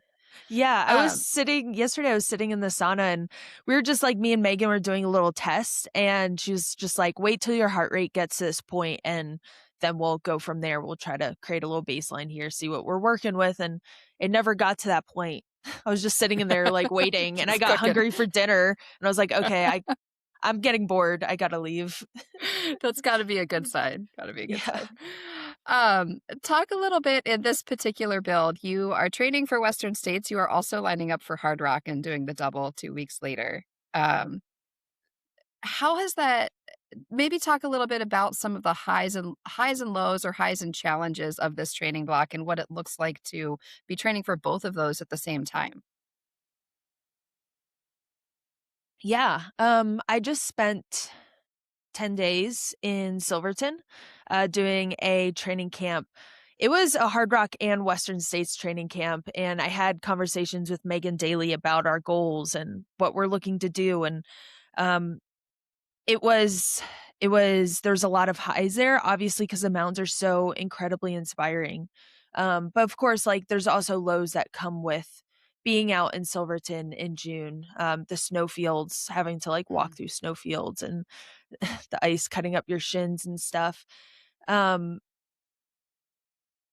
I think it's also like the environmental out here in Colorado. I don't know. I mean, you're from the East Coast, but Colorado had a really sad winter. And that's like, it greatly affects, the environment, and greatly affects the people, the animals, the environment. And that was a low for sure. Seeing that amount of snow in early June in the San Juans, and like, yeah, I'm punching through snow, but it's not as much as I would expect. Some training lows. Another one, I would say, like, I did fall and injure my rib, and I thought I broke my rib. I didn't. I feel fine now. It was just a bruised rib. But if you've ever bruised your rib, you're like, oh no, Yeah. I just punctured my lung. Something, I just broke my rib. Something happened. This is Scary. terrible. But yeah, I mean, I'm fine now. I feel fine now. Yeah, those are the lows. The highs, I mean, are obvious in Silverton. I was able to train a lot with people, which I do train a lot with Robin, my training partner here in Durango. But I was able to train with a lot more people, all over the country. I was traveling a lot in May, saw a lot of friends, and got to run with a lot of people. So that was really exciting. And my body's so ready. I'm going to knock on wood. I'm going to knock on wood. That's a good feeling, lining up for sure. As much as you're willing to share, what are your personal goals for the race itself? And also, maybe, how do you break that down over the course of a 100-mile day? Yeah, I mean, there's a lot of like diverse goals in a 100-mile race. Obviously, I can say, a lot of like very ambitious goals. But I think something I've been learning, obviously I have those goals in my head, but something I've been learning is to just take it every moment at a time. I'm going to race every moment, every minute as hard as I can. And just like I said in the beginning, respecting the women I'm lining up with means that I'm going to be pushing them, and we're going to be pushing each other. So I would say like a goal is just to like take advantage of being at Western States. Again, I'm going to knock on wood, healthy, and taking advantage of that opportunity and doing this iconic race and racing some competitive women. I worked really hard to get back here and to be healthy, and I'm going to take every moment and make it the best moment I can. I love that. You, not too long ago, put out a YouTube video, and the title was Be Like Water. And it was about racing a 50K, which is outside your comfort zone. Yeah. But I think, like, I really loved that mantra that you brought into it. Do you have a mantra or a mindset that you're taking into this race? Surprisingly, I don't have a mantra yet. They usually just come to me. Somebody says something, and then it's like, that's it. So I'm still waiting for that mantra to appear. Let it come to you. I Yeah. like that. Okay, shifting gears a little bit. Who is on your support team this year in terms of both crew and pacers? Yeah, I have such an incredible support crew. Like, I mean, it's a very. I'm pulling up my doc now so I don't forget anyone because it's large. And that's exciting because people believe in me. I know I've worked really hard to get here, but it continues to encourage me when people say yes to helping me and pacing me and crewing me all day, being the crew chiefs. So that crew, those people, it is Reese and my partner Scott. They're going to be crew chiefs of their two respected crews. So there's going to be two crews. Reese is crew chief 1, Scott is crew chief 2. And then for pacers, I'm going to have Robin doing the first section, Robin Lesh, and then I'm going to have Chris Myers doing the second section.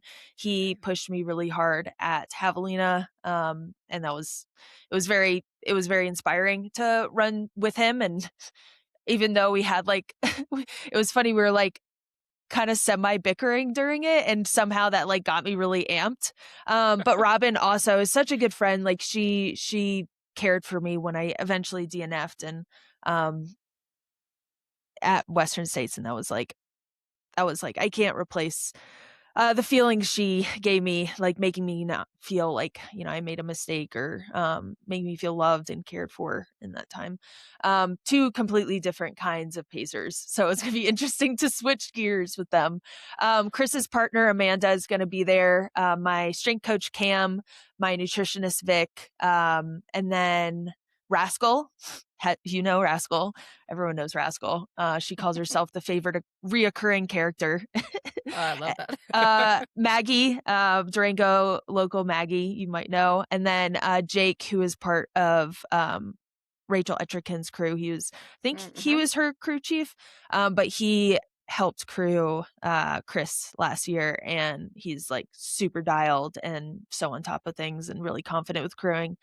And then we might have a couple people like jump in at specific aid stations if they're there. But it's such a good crew. We have a lot of good vibes. That's awesome. I love it.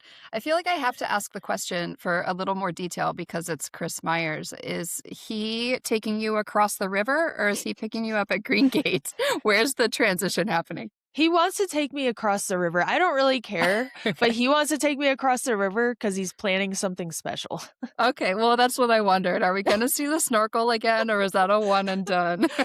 He's planning something special, and I guess I'll know when I get to the race. I love it. Okay, non-serious questions. What is your go-to post-race meal? Oh gosh. I'm going to add let's say Sunday, not Saturday night. give you a minute here. Oh. Well, I mean, since it's Saturday night, you said Saturday or Sunday? No, well, either. Go both. Okay, if it's Saturday night, Chick-fil-A. Ooh, okay. Yeah, if I can't do it on Sunday, I can't do it on then. Can't do it on Sunday. But on Sunday, it would probably be like, again, I'm knocking on wood. Really just anything, like really anything. I like after the initial discomfort of finishing a 100-miler after the first like hour or two, then I'm like ravenous. Just give me anything. Okay. Usually like something greasy. Like I really enjoy pizza. A good za, but I don't know. Chick-fil-A if it's Saturday for sure. Yeah. Okay. So that's unique. I had to add that caveat of pushing it to Sunday because most people on Saturday are struggling to get anything of substance down until the next day. But all right, Chick-fil-A, you heard it here. I love it. Okay. Last question, most important question. What is your current favorite running song? Yeah, that was a hard one. I told you we were talking earlier, and I've been running with a lot of people, so I haven't been doing a lot of like listening to music on my runs, which is normally what I do. But I don't know. I just looked through my Spotify and I was like, oh, this one looks good. Sugar Cat by Dope Lemon. Okay. Yeah, it's a pretty funky tune. I like it. I think I've asked you this before, in this race specifically, will you wear headphones or pull them out if you need them? Yeah, I'll wear headphones. Do you wear them the whole time or do you have like a specific spot? Yeah, I kind of use music as my as like a um specific encourager, like at a point in the race. Music gets me running really fast and gets me out of my head, so I kind of put it in when I need it, and it Will you gets me going. sing or do you listen only? Oh, I sing. Yeah, Okay. I I've love to heard you sing. sing on the trail, but I don't know. Is it different when you're racing? Yeah, no, there's this woman was recording at the river at Black Canyon, and she actually caught a shot of me singing, where there's like that little crossing, that little water crossing. Oh, Um, that's funny. yeah, I dig and it. it's just like me. It's just like get out of your head. I know like a couple other people I race against do it too. It's fun. Yeah, I've heard someone told me last year that Riley was singing country music at Oh the yeah, top of that's their what I'm lungs at thinking of. some point. Yeah. Yeah, Riley. Yeah, I was running behind Riley at Black Canyon, and Riley was just letting it loose. I love it. You're having fun out there at the same Yeah. time. Yeah. All right, Tara, thanks for taking some time to chat with me before the race. I am very excited to see you line up, knock on wood, healthy for this year's race, Yeah. and excited to see how it goes and also the double. I think that's going to be really exciting and really fun for you as well. So Yeah, best thank of luck you. in these last 16 days, and we'll see you soon. See you out there. Yeah, thank you. Mhm. Okay, I'm hanging out with Addie Bracy ahead of the 2026 Western States 100. Addie, thanks for being here again. How are you today? I'm good. Yeah, thanks for having me. Yeah, I'm glad to have you back. I am, as I mentioned before we hit record, eager to hear about your training and how things have been going this time. This is your third time lining up for the Western States 100. And part of why I'm so interested to hear about your training is last time we talked was immediately before and then immediately after the Javelina 100, where you earned your golden ticket. And I think you had a lot of questions to answer for yourself at that race in terms of running in the heat and just how you were adapting to it, and it went really well for you. So I'm really curious just to hear the learnings you've taken from that race as well as from your experience at Western States and how you have applied that to your training, how your training is going. Yeah, it's going really well.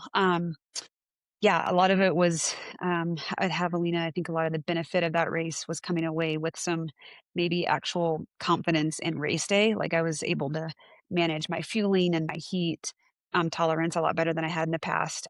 Yeah, it's been 5 years, I think, since I was at Western States, and suffered through the heat, and it was just bad. So that helped with that. And training wise, I haven't done a ton different. I've been doing kind of a lot more of the same. Um, I guess we can get to this in later conversations. Maybe the biggest change is just I have some training partners now that I've been running with that kick my butt routinely, and that's helped get me fit. But I did my last long run yesterday, and what I was telling people I was running with is, am I as fast as I was when I lined up and as fit as I was when I lined up last time? Probably not, but I'm stronger and I'm wiser, and I have more experience. And I think I'm also just going in like so happy to be there. And I think the last time I raced this race, I was putting a lot of pressure on myself and was, I'm either podium or I'm going to die trying, and I almost died trying. So this time, I'm just stoked to be there, and I'm 100% healthy, which I think is going to be the best thing. I haven't raced 100% healthy in probably 5 years. Nothing hurts on me. And so I just wanted to get through my run yesterday and be like, wow, nothing hurts. That's so amazing. Like that hasn't happened in a really long time. This sounds like an incredible way to be lining up. Just the combination of all of those things has to have you feeling really high, feeling really good about your approach to the race. What, talking about that kind of race day execution and strategy, as much as you're willing to share, what does your strategy look like for the day? And maybe how have you changed it from the last time that you were here? I mean, like I said, I wasn't running my own race last time. I was in second and third for like a very long time, and doing that running, not my own race, probably. And even, referencing back to Javelina, like I didn't, like I think we talked about, I didn't go in I mean, I think, golden ticket was in my periphery, but it was more that I just felt like I had a pretty good idea of what I could run, and I'm just going to do that. And if that's 10th, that's 10th. And if that's second or third, it's second or third. And I have a similar mentality going into this race. Um, One huge benefit is that ACG took us out to the course last week. And so I got to run like 75 miles of it and did it at the race pace I think I can run. And it felt accurate. And so now I'm just, my strategy going in is I think I have the fitness to run this time. And the only thing kind of standing in the way of that would be not running my own race, not eating and not cooling. And it's like, as long as I do those three things, I don't really see why I can't at least have like a pretty good day. And that's, a good way to go into a race. And so I've got what I want to run, and it could be one of the first years ever that's further back than you think, and maybe not at the same time. So I think the race will be interesting this year with a lot of first timers, at super fast people, but still first time hundreds, first time Western States. It's not my first time doing any of those things, and so I think I'm a little bit banking on I'm going to stay in my lane. But that could be a really good day. It will be a really good day no matter what. Honestly, I think no matter where that lands in the field, that's exciting because that means we're just getting faster. Yeah, I feel really stoked for you just having this conversation and hearing the way that things are going and the way that you're approaching it and your mindset for it. Before we move on to race day goals, talk a little bit, coming back to your training, what have been some of the high points of your training, and have there been really any challenges or low points along the way at all? Maybe I'll start with challenges because there's less of them. I mean, one is we just talked before I logged on. Is I'm a business owner now, which is super exciting, and it's been really time consuming. My mom and I run an adventure lodge in Colorado, and we are kind of hit our high season like a month ago. So there's definitely been some kind of trying to fit things in when I can. I've spent a lot of time on the treadmill behind me between meals, getting in what I can here, and it hasn't always been like perfectly ideal on paper, but to me, to be honest, the trade-off of just having a really full balanced life Mm. is worth it. Even Monday, I got home after a long day here and was like, I can't go run. I don't think that's a good idea. But I was like, sitting outside, like, oh, but like my life is so good, like that's it's so balanced, and to me, that kind of makes running go better sometimes. So challenging in some ways. Mhm. The only other thing that was a challenge that ended up being honestly so uh, what is the word I'm looking for? Like didn't turn out as bad as I thought is I really did kind of want to line up at a competitive race before Western States because I haven't been in one since Javelina. So I started Canyons 100K, and actually tripped and like took a long step to keep from falling. It was like a steep downhill, and when I overstrided, I like pulled my hamstring 5 miles into the race. Like it was like very beginning when it was still kind of dark, and I couldn't finish. I had to literally walk 7 miles to the aid station, and um, I was pacing Rachel at Cocodona the next week, and I was literally texting her like, "I think you might need to get someone else lined up just in case." Like, I think I just ended my whole season's over. Like, I was like texting this as I was walking into the aid station. Like, I think my summer's over. Um, and I couldn't run for a couple days, and then somehow I don't know. I saw a PT, and it just magically went away. So I only missed like a week. So there was a point 2 months ago when I thought Western States might not even happen for me. So those are maybe kind of the two hiccups, but positives and some highs is I've got some really good training partners in the Valley. Rachel Entrikin lives down the road, and Devin Yanko live down the road, and I've done a lot of runs with them in the last 6 weeks, and they're both so fast. And I'm literally judging my fitness by like how long I can hang on before I get dropped by them, and that's not a joke. Like I'm like, hey, y'all didn't drop me until this point this time, and I haven't trained with anybody in 7 or 8 years. So I think that's kind of an advantage I feel coming in, is that I did a 55-mile race a few weeks ago, and I ran pretty fast. Mhm. It was a really good race, and I mean this genuinely. It was easier than some of the long runs I've done with them, where I was Wow. like, wow, that just felt like a race.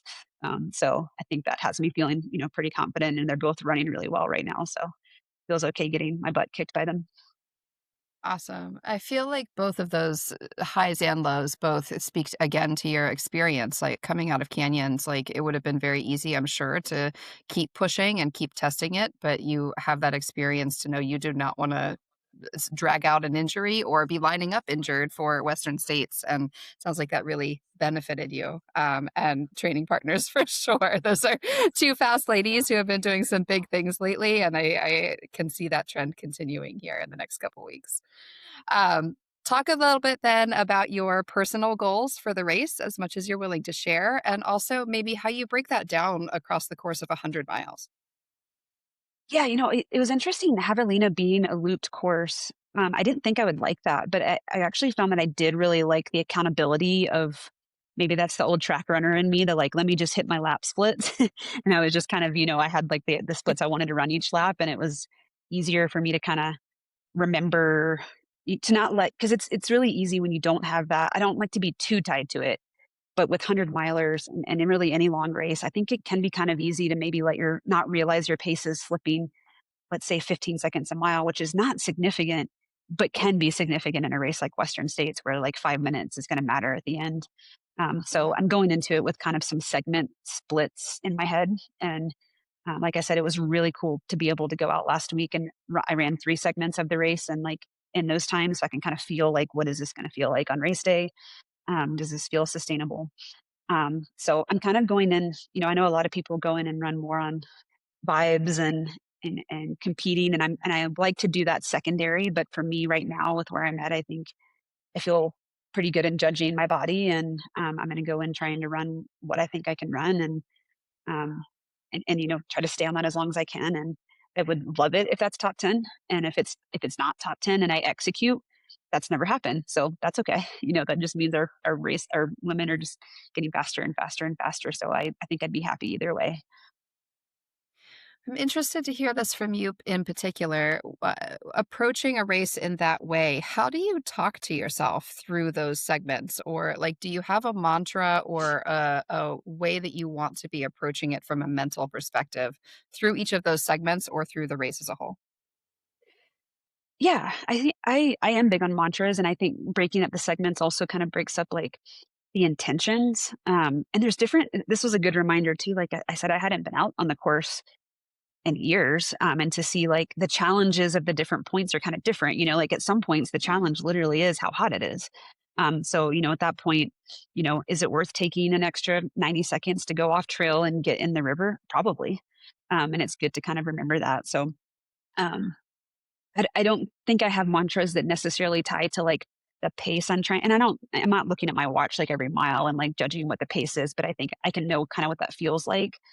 And then, my mantras might tie more towards, what do I think would be the challenge at this point in the race? And I think, for example, Robinson Flat, I feel like ends up being kind of like the first big aid station, and people get kind of frantic. And then, you're through. To me, the first 20 miles is a little bit inconsequential. I think you can kind of only mess up right there, at least me personally. It's a really steep climb that you can do too hard. And then it's some more technical, kind of the only technical part of the course where I feel like I'm not really trying to rush through that and like roll an ankle or, that's not when that's time. So I don't even have much I'm thinking about the first section, except don't get carried away, with the energy of the race. Doesn't matter, what other people are doing. But then that second section is like, I think where you can, in the past where I've gotten kind of frantic and maybe not taking care of myself, but for that next bit is where it's just really hot. The running is actually not that hard. I say that relatively, like it is hard. But so, in that sense, my mantra is going to be, you have to take care of yourself. I will stop longer if I need to stop longer. I will go off trail and get in the river if I need to get off trail and get in the river. It doesn't really matter to me what anyone's doing. And then you get your pacers, and I have, and which we'll talk about, I'm sure, but I have given them, at that point, they're kind of in charge of the energy and the vibe, and they have their assignments and know what we're trying to do. And I think we talked about this a bit before and after Javelina, but when it comes down to it, I'm a runner. I like to run. And with Western States, if you can get to a certain point towards the end of the race and still have your legs under you, you can do a lot of running. So ultimately, I think if there's any kind of risk taking for me, it's going to happen later and not anytime before then. Mm-hmm. Mm-hmm. I love that. And again, that's that experience shining through and the confidence to execute on that experience. Okay, so who is on your support team? Who do you have both in terms of crew and pacers? Yeah, it's going to be a really fun time, actually. My partner's coming out. She didn't come to Javelina, just had commitments, and that was just something we had talked about being maybe the better option for that race. So she'll be there, and she knows me super well, has perfected the gaslighting approach of just making me forget I'm even like experiencing anything other than like, this is what we're doing. So she'll be kind of leading the charge. And then both of our families are coming, which will be fun. So my brother's coming and her brother's coming. And they'll kind of be the main core crew. And then pacer wise, I have Rachel pacing me from Forest Hill to Green Gate to the other side of the river. So I think she'll do a great job. I train with her more than anyone. So I think she knows me well. And then my good friend Luke, who paced me at the end of Javelina, and he just nailed the like mental emotional management of the pacing process. He's also a good friend. He lives here. I coach him. So he knows me very well. So I kind of wanted him for the end when, when the emotions and the doubts and all that are maybe the strongest. So I kind of felt like, Rachel she's not going to let you be a wimp. And so I feel like having her maybe in the part of the section that could be the most racing happening would be good. And then having, Luke at the end when, I think he can help get whatever there's left in me out of me and get me out of any bad mental spots. So that was kind of my strategy with putting those two folks in. I love that. I love that. It's not necessarily about the running. It's about the mental and emotional energy they bring to For you sure. and the way that you connect together. I love that. For sure. Okay, non-serious questions. What is your go-to post-race meal? If we give you a little bit of time and we're looking at Sunday rather than Saturday night. And Saturday. I was going to say Saturday nights usually I have visions of myself like raw in a bathtub, like sipping broth between crying and puking. Maybe some pho. Probably a burger. I like really, my body really craves a lot of protein after these long races. Burger and some fries or something, some solid food, nothing sweet. Probably the next day, maybe pizza, something like that. I love it. Okay, my favorite question. What is your current favorite running song? Oh, yes. I remember you asked this last time and I was unprepared. I'm going to give you two because there's two I've kind of had in my rotation.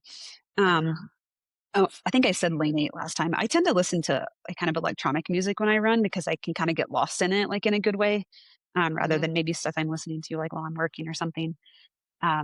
And recently, maybe there's a theme with I like things that invoke certain feelings or memories. So Reviver is the song that I've been listening to the most recently because it's pretty nostalgic for me. And it's a song I was listening to a few summers ago when I just had a really great summer of running and life. So that's been in my rotation. And then Oceans by John Butler. So I live in a town of like 3,000 people. It's very small, but we have a really good music venue where we get people. And he came and played like a month ago, and it's like 300 people there. And he played that song live, and it was just like, oh my gosh, that's like transcendent. And I was there with some people I love, and so I find that when I'm out on the trails, especially in a race, and that song comes on or one similar, it just makes me feel happy and feel kind of connected to the people that I know are somewhere down the trail waiting for me. I'm not someone that needs the like intense kind of music to get me going. It's more to connect to like, what the heck am I even doing out here? The why. Yeah. Yeah. I love that. Do you know if there's a live version of Oceans on Spotify? That's a good question. Probably. I'm sure there is. Okay. I'll have to check. It sounds like that's the way to go if I have to pick. Yeah, for sure. I think I asked you this before, but I forgot your answer. Do you wear headphones when you run? Like, will you listen to this music out on the course? Not usually. It's so interesting. I'm the kind of person that can't even do like a 4-mile shakeout without music or a podcast. But when I race, it makes me feel kind of distracted. So if I am pulling out the headphones or music, it's probably not a good thing. Okay, fair enough. All right, Addie, I really enjoyed catching up. Thank you so much for sharing so much of your prep and what you've put into this, and really excited to see what you get out of it as well. And we'll be cheering for you out there. Hope these last couple weeks go smoothly and easily, and you are lining up full of confidence, healthy, happy, and ready to do this. Yeah, thank you. I appreciate that. I'm excited. Mm-hmm.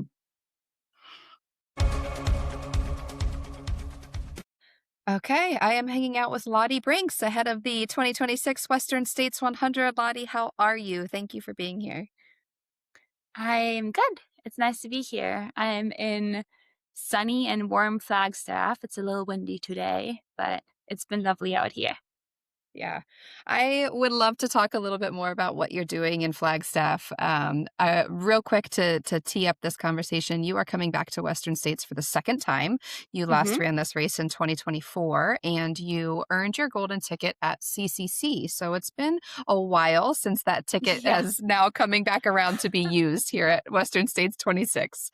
Talk a little bit about just your training and your buildup coming into this race, things that you have learned from your past experience in this race that you are applying to this year? Yeah. I'm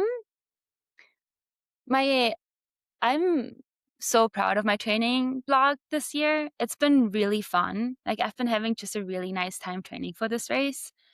which is when I got my ticket in March, I was in a way like almost worried about it, because I feel like last year for states, like I was not running states last year, but I was following a lot of the people who were, and they didn't make training look super fun. It was a lot of heat training, a lot of just like heat suits on bikes, and I don't know. It wasn't like super inspiring to me, but I'm really happy with the work that I've been able to put in here. And also like the amount of fun we've been having in Flagstaff. Like it's been like there's so many of the women here training together and prepping for this race together. And it's been a really, really lovely time. Like we are all putting in like crazy volume and a good amount of intensity, but it feels like we're doing it together in a way. Like we all have the same goal, but we're working towards it in different ways, but together. And it's been really nice. I love that. Before we hit record, you had used the word collaborate, and I really love hearing that collaboration from a broad number of women in the women's field. I think that is a neat way to line up and start this race, knowing that you have invested a lot of that work and preparation together. Yeah. Okay. Is there anything you learned in the race itself? So it sounds like maybe learning from watching last year's race and the training people invested last year. Is there anything you learned in your experience in the way that you raced that you are maybe applying to your strategy or changing about your training coming into this one? I feel like in 2024, I prepared for states and raced states the way that other people told me to. And this year I'm doing it in the way that I know works for me, which is similar in some ways. Like there are obviously some like, I love learning from other people and I love like picking people's brains. And in 2024, I didn't know what I was going to get into. So it was nice to have people tell me what to do, but I was almost like a little like, I don't know, too influenced by other people. Like people are like, you have to wear a bucket hat, but I've never worn a bucket hat. So then I wore like a hat and it like was so annoying. Or like, it was just like, little things that I did just because someone told me to, versus now like having run the race and like knowing what to expect. And also just having 2 more years of like competing at a pretty high level under my belt. Like I feel more confident in doing things the way I want to do them and doing things the way I enjoy doing them. And I think that will eventually lead to a better performance too. I love that. It sounds like just hearing you talk about your training and prep, there have been a lot of highs, and this training block has been something you've really, really enjoyed. Have there been any lows or challenges along the way?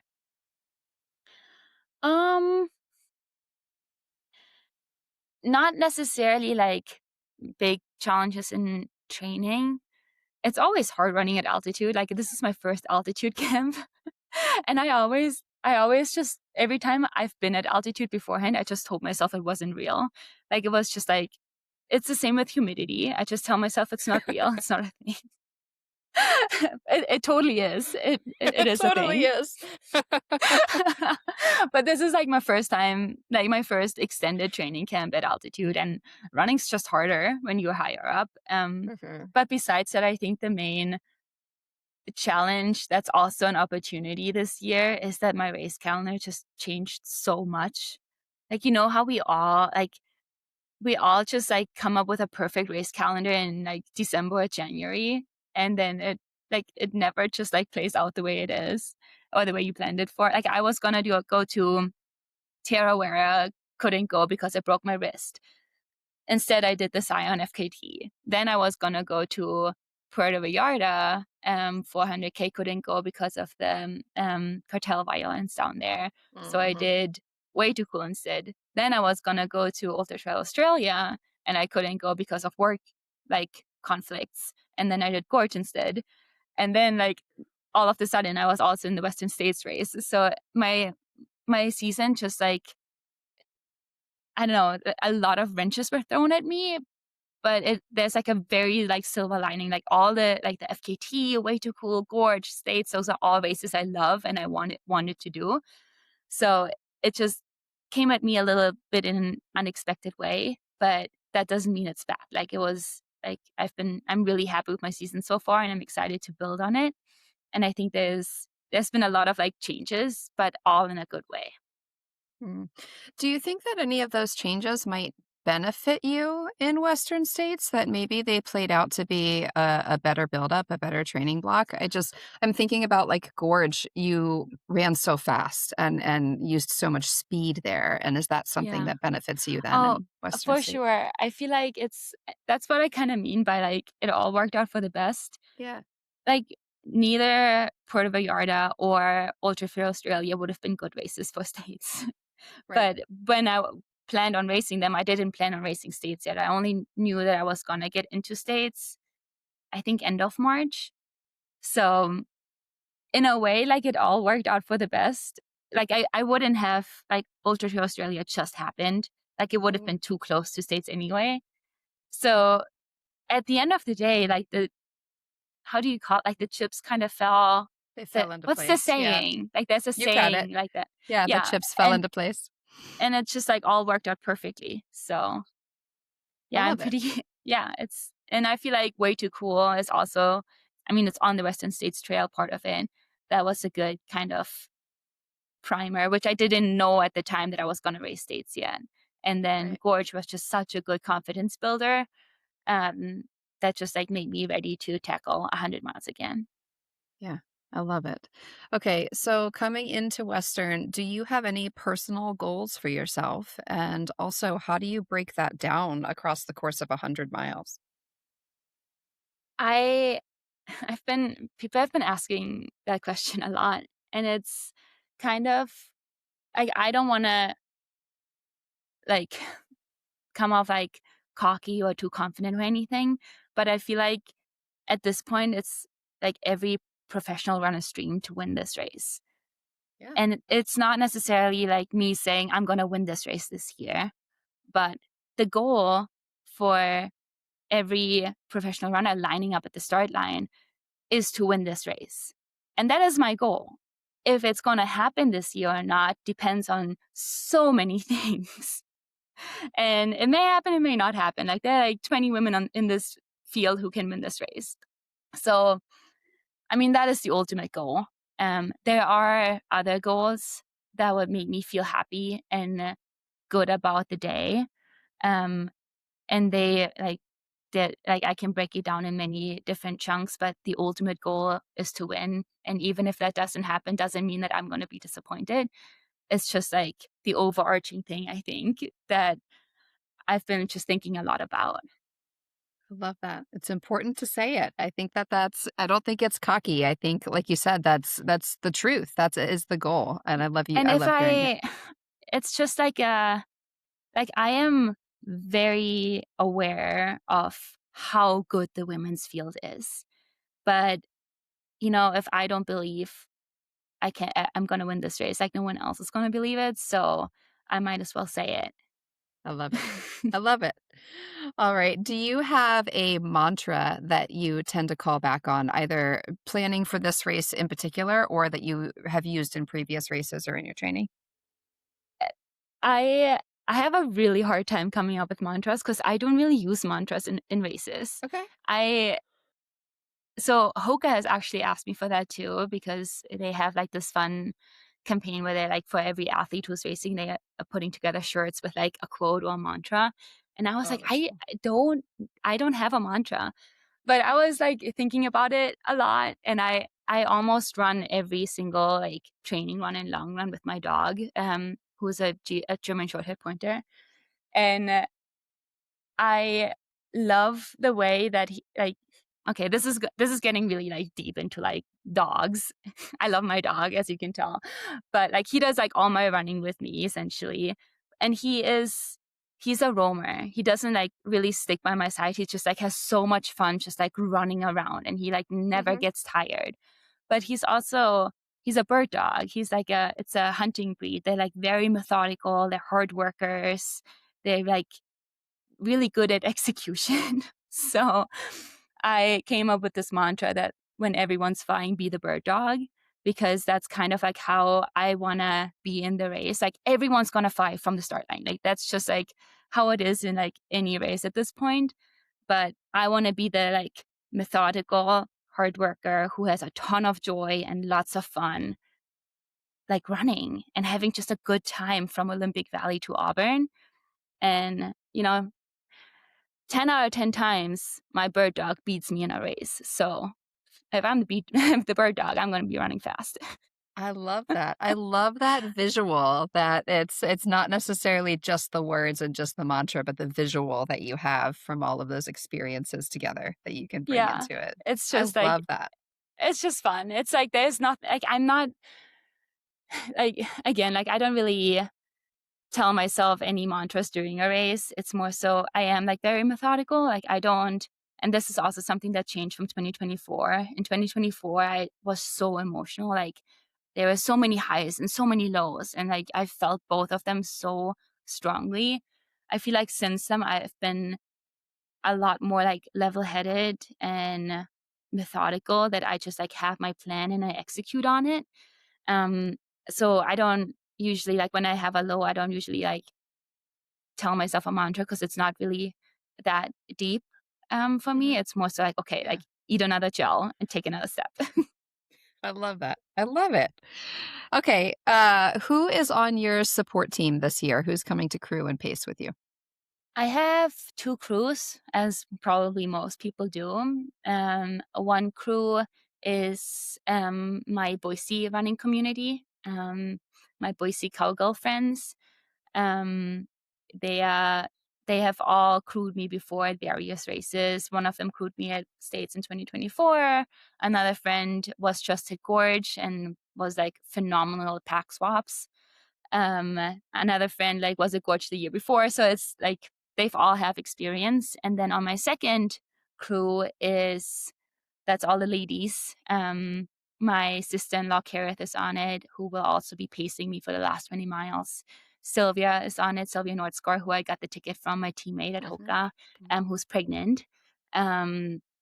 She'll be there. And then Emily Arrow, who is my sports scientist at Precision. So she'll be making sure I'll stay on top of all my fueling, hydration. She's also very methodical. She has like a scale with her at races and weighs all my gels to make sure I ate every little drop of it. Which I sometimes don't matters, do. though. It adds up in 100 miles. It totally does. Yeah, like at CCC, I was so proud of myself for like hitting 90 grams an hour throughout the whole race. And then the next day, she like sent me the numbers like, actually, you only ate like 3/4 of every gel. I'm like, great. This is missing carbs. It stacks up. I know. You gotta. And ever that's since then, I've been like really trying to squeeze everything out of my gels. I love that. I love that. All right. Non-serious questions coming next, and maybe along the same line. What is your go-to post-race meal?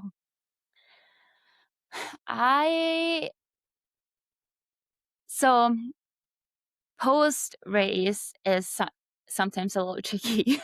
Yeah. Okay. Sunday post-race. I think, so there are kind of like 2 categories, like right after the race, or even like right now after like really hard long runs.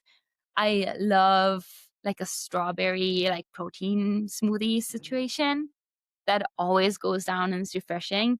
Post race, when I need something salty, I love steamed dumplings. They can't be fried. They have to be steamed because I don't want anything crunchy. I just want soft. But like steamed soup dumplings are so good after a race. Okay. A little broth. Salty, savory. Yeah. I can understand that. That's a good one. All right. Final question. What is your current favorite running song, or current favorite song, period? So my favorite songs and my favorite running songs, they're like completely different categories. Okay. Like this is a hard question then. Which is like when I listen to, and I usually don't listen to music when I run, unless I need like a real kick in the butt. So sometimes for like my speed workouts, I put on like German pop / rap. Okay. And it's like almost like a guilty pleasure kind of music choice. Like you would never like find me just like hanging out at home or like having people over playing like playing that music. But there is a song. It's German, so you like I can send you the link to it Yep, you later. might But need to text it to me. it's called Bauchbeine Po by, oh God, what's her name? Sharon David maybe. And it's just a very peppy, somewhat feminist kind of song, and it just always gets me going. But it's definitely it's like a weird like guilty pleasure kind of song. Okay. Okay. Well, let me ask the question then. If you were not running and you were not in a speed session needing some hype, what would you choose for just your favorite song, period? I don't know. I'm like in that scenario, I'm like very much like I like chill songs. Like kind of because I tend to get like overwhelmed by like not anxious, but just like when it's like really like aggressive music, I'm like, I can't like talk to anyone. I can't like, cause I get so focused on what people are saying. So I'm kind of a sucker for like some like really like chill background music. I like that. I like that. I can understand that. I can relate to that as well, for sure. All right, Lotti, thank you so much for taking your time to chat with me. I am really excited to cheer you on in this race, excited to see how it goes for you, and wish you the best of luck both in the race, but also in these last couple weeks until you get there. Yay. Thank you. Mhm. Okay, I'm hanging out with Ellaney Matarese ahead of the 2026 Western States 100. Holy cow, I am so excited to be talking to you about this race. How are you? Thanks for being here. I'm doing great. Thank you so much for having me. It's so great to be back. I remember when we first talked in like January and you were like, "So, are you racing for a golden ticket?" And I was like, "Oh, well, I don't know. We'll see what happens." But I am very, very excited to be coming back having gotten one. Totally. We have gotten to connect quite a bit this year, and it has been really cool. I looked up before we chatted when your first trail race ever of your life was, and it was June 21st last year. So we're coming up on almost exactly a year since the first time you ran trails. And we are talking about the Western States 100. So life has changed quite a bit just this year alone, but especially the full calendar year. Catch us up a little bit. Last time we talked was after Black Canyon. You have raced quite a bit since then. You earned your golden ticket at Canyon's 100K. What else has changed in your life since the last time we talked? Well, I mean, so much. Last time we talked, I was in the process of applying to medical school, but not sure with the whole running thing, like whether that was something that would be feasible to focus on for a little bit and kind of delay the whole medical school plan. I got into Boston University, and they're allowing me to defer for the time being for the next year. So I am very excited to be able to focus on ultra running for the next year and see where I can get in the sport. I feel like I've come pretty far already in just a year. So excited to see what I can do in another year. And super excited to share that I just signed with Hoka. So it really means a lot to have such a great brand that I trust product wise, team wise. Everyone who I've met, new teammates so far have been so great and welcoming to me. And to just have the support to be able to focus on running pretty much full time if I want to. Maybe I'll do some other little things, just because that's in my nature. But it is just super special and I'm really surreal. Dream come true. Could not have imagined I would be here a year ago, even less than that. Crazy that like, just over a year ago, I was like racing middle distance in the NCAA. So it has been quite the journey. But I am just so, so grateful to be here and excited to see what the next year and beyond will bring. Middle distance no longer. Okay, so before we got on the call, you mentioned that this new sponsorship has really been integral to your training and your prep for this race specifically. So elaborate on that a little bit and just like how training is going, what kind of things you've been learning about the race, about the course, and about running 100 miles. Yeah. So I've been for the past few weeks training in Flagstaff with some of my Hoka teammates who are also running Western States, which has been really great. It's always fun to have, when you're going on these long, like 25+ mile runs, just to have some company, some people to share that with, if there's even just parts of your runs that you can overlap. And also just talking to some of the veterans who've run the course before, what it's like, what are good routes to take around here to train for. I think everyone has been so helpful and so great. And then also talking to some people like through Hoka who just know the course, like Auburn locals, and like helping me plan out the logistics and the crewing and all of that, because obviously being pretty new to this, it's a little bit overwhelming, all the things that I have to consider.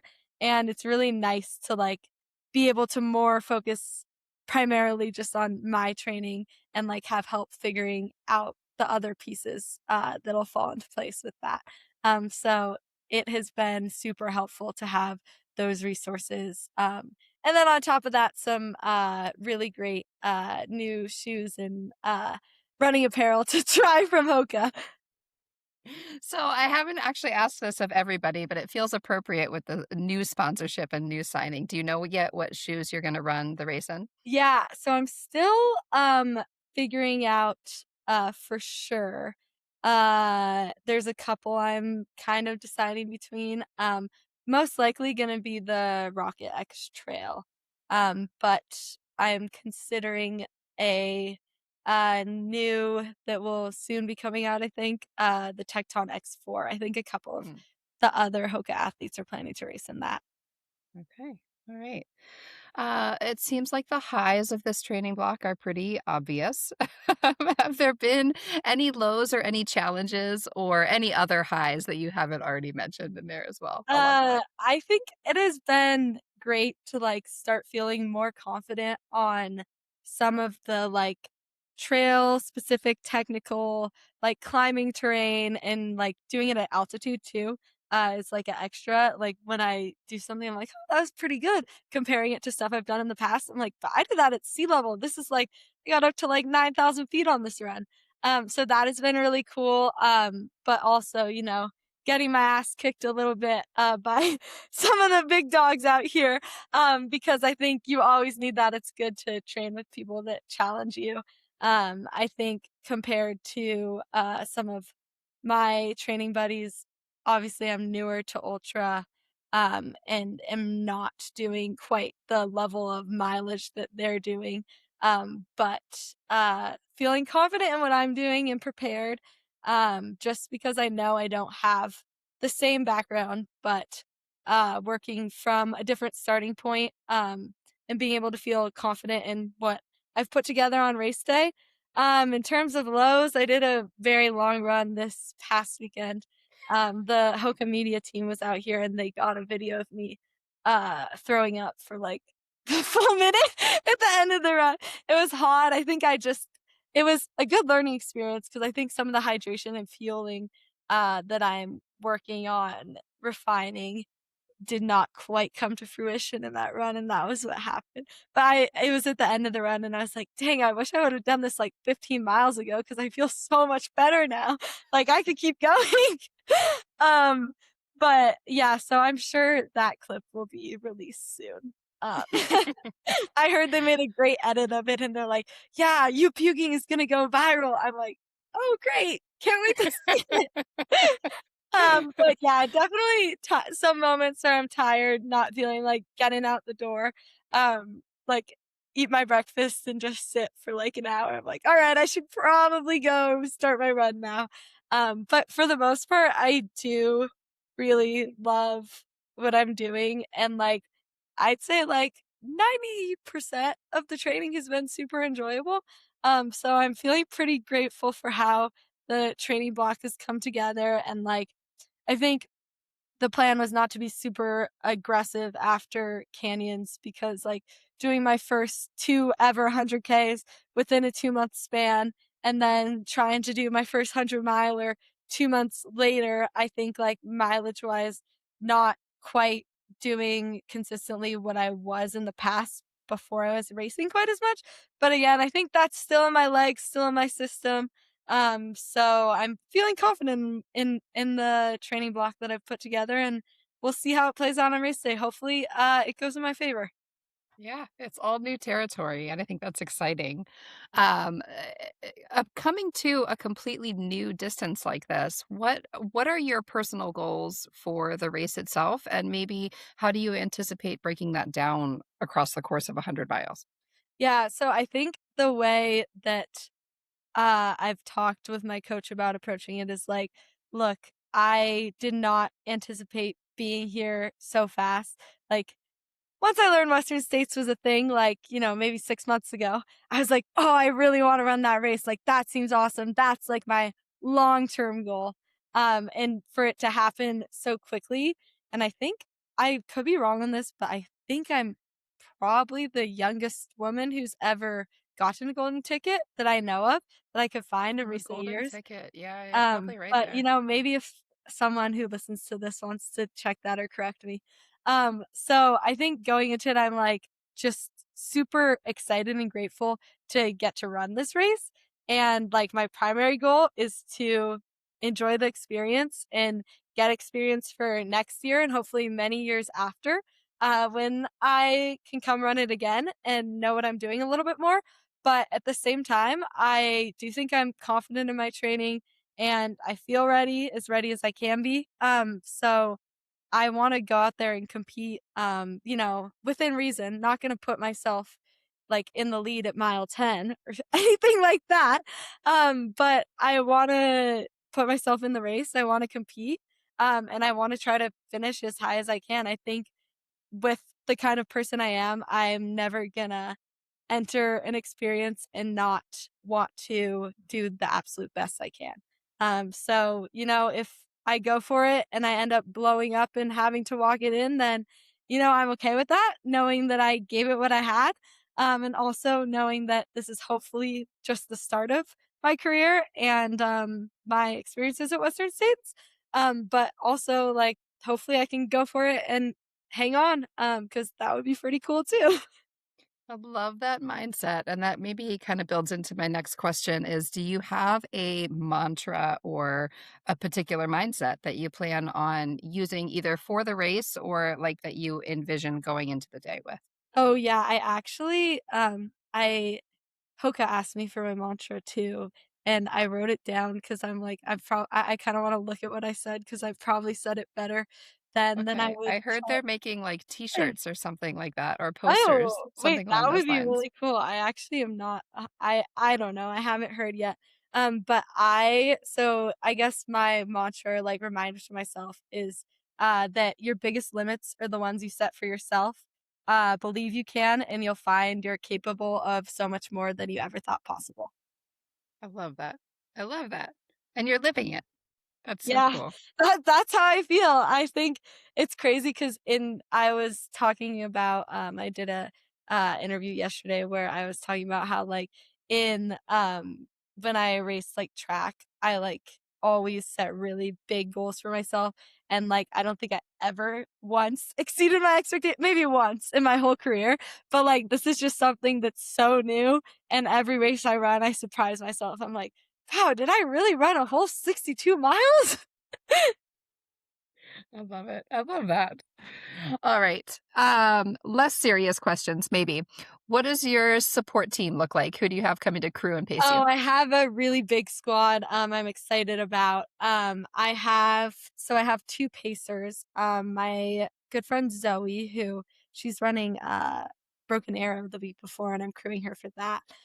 So finally get to kind of return the favor. She paced me at Black Canyon as well. Um, and then, I have Kevin, who's, one of my good friends. I met him at, like, one of my very first trail races. a lot of the same people from Black Canyon. My friend Christian, who also met in one of my first trail races, but he is actually like my neighbor from up the street of where I grew up. And his mom was my Girl Scout leader. He just is like 10 years older. That's so So funny. I never met him as a kid. But I quickly became good friends, and both of them have showed me the ropes a lot on the local trails. And then I have my mom. My mom is always my rock of all my crews. My brother and my sister, and then a couple more friends. My friend Jesus, Alan, Annika, and then my friend Cameron, and then my friend Tina, who she is her and her husband Daniel are the race directors for SoCal Trail. So my very first trail race that I ever ran, and she introduced me to my now coach as well, which is awesome. So I'm excited to have her as a part of my crew. And then two of my friends who are super talented photographers, Ignacio and Miguel, are gonna be doing the media stuff on that. And I'm trying to think if I'm forgetting anyone. I just made a group chat with everyone. I'm like, I gotta give everyone a shout out just in case. Yeah, that's it. So it's like Awesome. I got like a crew of 10 or so. We're working out logistics. But I am excited. It's gonna be really fun. I love that. A whole posse. All right. You may or may not have dialed this in for yourself yet. What is your go-to post-race meal? Oh, post race. I gotta go with a good burger and French fries. Post Canyons, there's a little burger place that I got a burger called the Western States. It's like Western style barbecue sauce, onion rings, bacon. That's my top go-to burger. And I got that before I knew that I got the golden ticket, and I was like, oh, this would be really much better to eat if I were running Western States. And I thought I missed it by one spot. And then I was like, oh, maybe because I ate the burger is why I got the ticket. That's why. That's right. That's So it. I might have to get that. I guess technically where I'm staying is pretty far from Auburn, but I'll get that after the race for sure. I bet there's another Western States burger somewhere in the I'm sure area. I'm sure. Okay, final question, my favorite question. What is your current favorite running song? Ooh, okay. I have so many. It's so hard. I will go with Free by Florence and the Machine, because Ooh, that's how I feel when I run Free. I love that. That's a good one. Okay. Had to All right, change I'd it up from last time because that's still one of my favorites too. That's why, but that's the joy of getting to do multiple interviews throughout the year and like sort of Yeah, let your that's the tastes hardest evolve. question. I And take that one most seriously. I'm like, oh, everyone's gonna judge my personality based on the song I chose. I That's love kind of it the though. idea a little bit. They're not judging, they're connecting with you. Exactly. All I'm right, very for listeners, just a fun tidbit. When I email out questions, I put the song question at the top to make sure that you don't miss it and you really get to put some thought into it because Yeah, it's 'cause I think important. that's the hardest one. The other questions are like, yeah, like I know about my training and my race plan and my crew. Yeah. Like those are stuff I've thought a lot about. Song, like that's really hard. Yeah. And only one at the same time. Yeah, exactly. All right, Ellaney, it has been so great to catch up. I am really excited to watch you send it at Western States, and we'll be cheering for you and hope these next couple weeks go smoothly and all goes well. Good luck in your first 100. It's always such a pleasure. Thank you so much. Mm-hmm. Okay, I'm hanging out with Sarah Humble ahead of the 2026 Western States 100. Sarah, thanks for being here. Welcome back. We just talked recently. How are you doing today? Thanks. Good to be back. Yeah, I'm doing great. Happy to be here. Thanks, Lauren. Awesome. Yeah, we're just a few weeks out at this point. We only talked a few weeks ago. You earned your golden ticket at the Canyons 100K, and you are lining up for your first time at the Western States 100.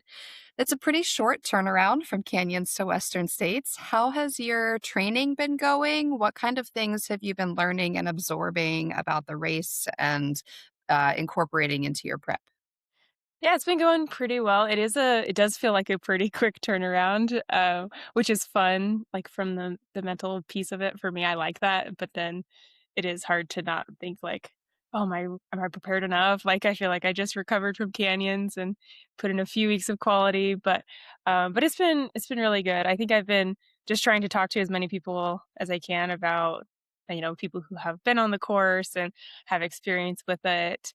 Um, and I think a lot of the takeaways I've had is just about ways to take care of yourself out there and be really intentional about, um, you know, being smart to be able to run your best day.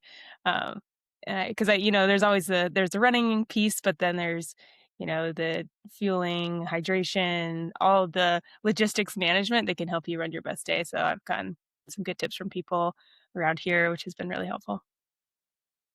I remember from our last conversation that this was an important piece of your journey, that you had really learned and absorbed a lot of lessons in running through the community and through people around you. And you in Utah there have quite a crew of folks who have experience in this race as well.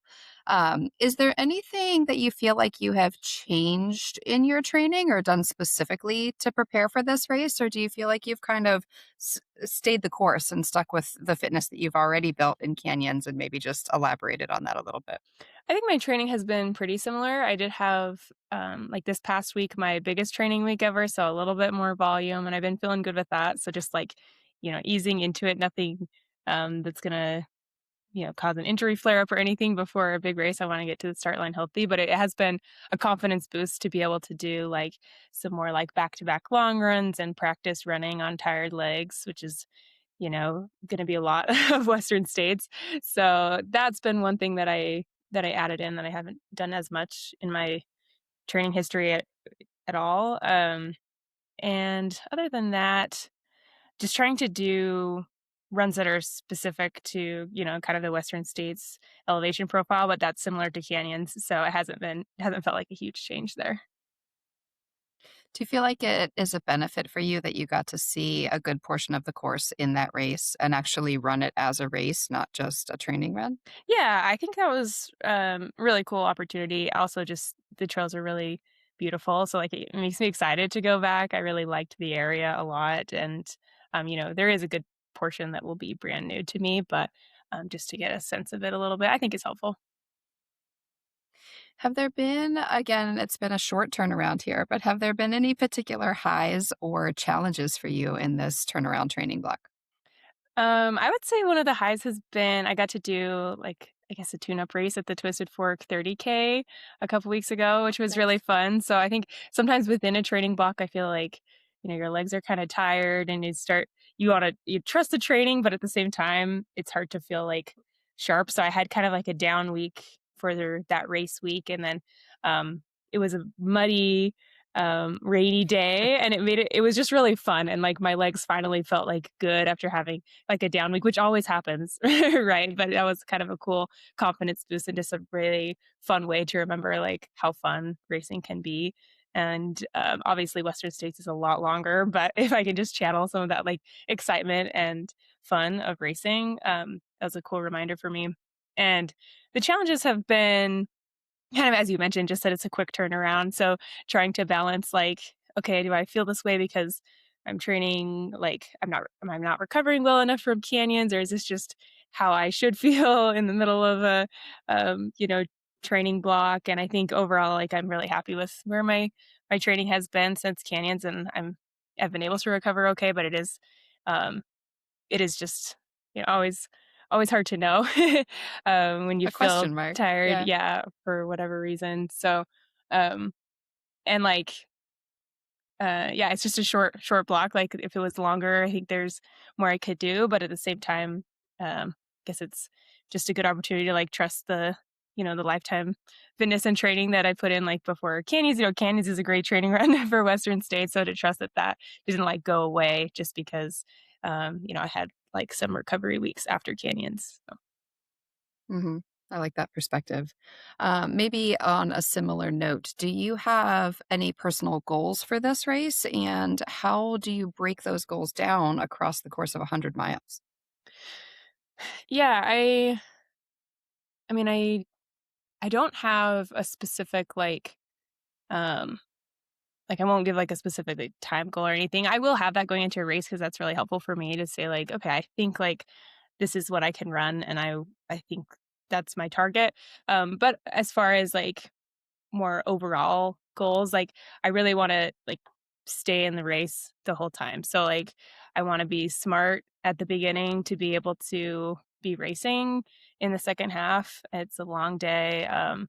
And so just taking care of myself and doing those things to set me up for that is a big focus going into it. So I know that's kind of vague, and I will detail out more specific goals for myself, but at this point, that's kind of how I'm approaching it, as well as just like taking the experience as just like remembering how grateful I am to be there. And I think I race better with that mindset. Maybe it seems like non-competitive, but when I get there, I will be competitive. But at the same time, like I feel really lucky to be out there this year and racing. And so just to remember like kind of that, the magic of Western States that I felt like watching the live stream last year, and just kind of keep that attitude throughout the race is my goal. Yeah, I think that's healthy. And that's actually a common theme that I've heard from many women so far, is that theme of gratitude, which completely ties into my next question. Do you have a specific mantra that you plan to use for this race, or one that you like to come back to when you are racing? Yeah, we'll see which one I actually land on during the race, because sometimes I go into one and then mid-race you just cling to something like some random like spectator says or something. But what I've been thinking about training wise is just this like concept of effort, not judgment. So I think it's really easy to make judgments, like say I'm running up a hill and tell myself like, oh, this is so slow, or like, oh, I'm too far out of the race. And those are all like hard judgments that like aren't really true. Like the race is long, like you're running the pace that you're running. You don't need to make a judgment whether it's too slow or too fast. I mean, there's a place for that, but I think just focusing on like, is this the best effort that I can give in the moment is really motivating for me as a mantra. I love that. I just wrote that down for myself. Hold on to that one. Effort, not judgment. I really like it. Yeah. That's a good one. Okay, shifting gears a little bit. Who do you have coming out to support you? Who is on your crew and pacing team?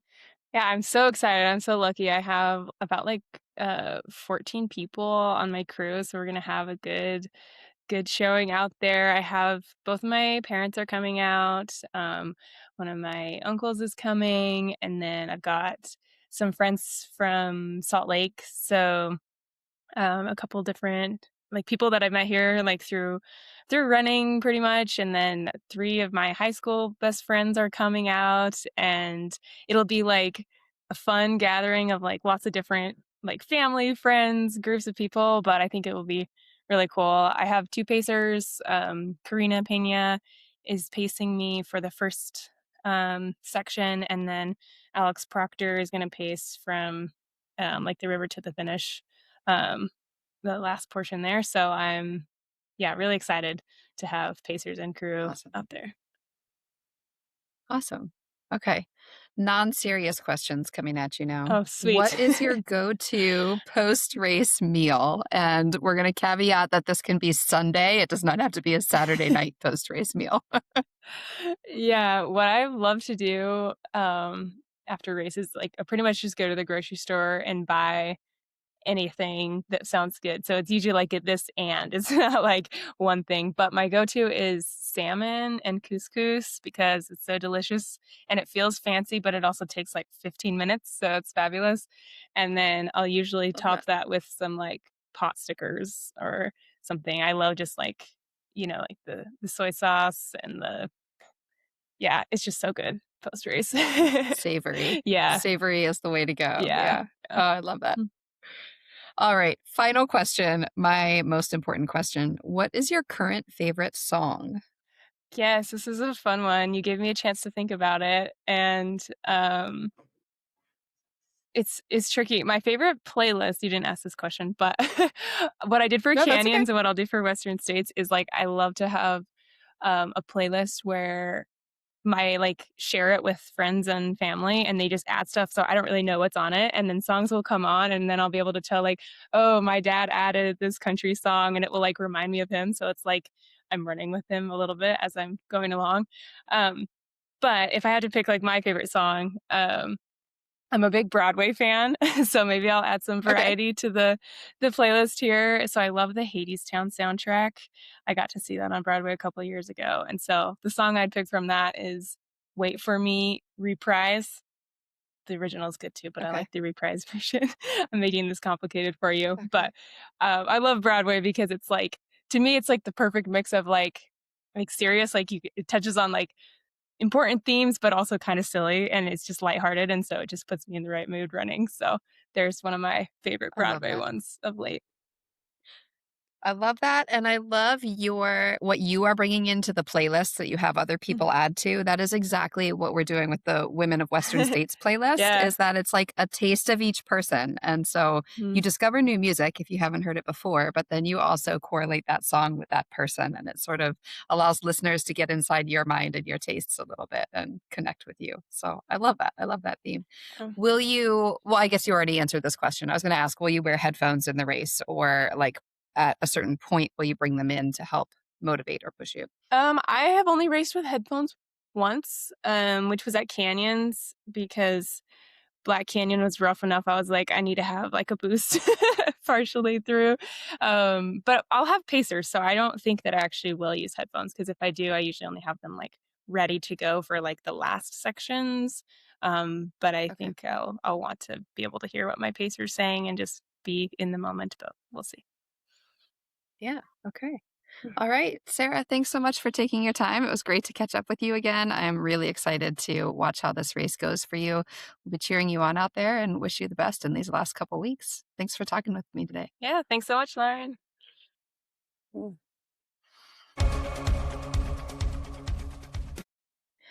Okay, I'm hanging out with Holly Ranson. This time we are just a couple weeks out from the Western States 100. Holly, you are in Auburn now.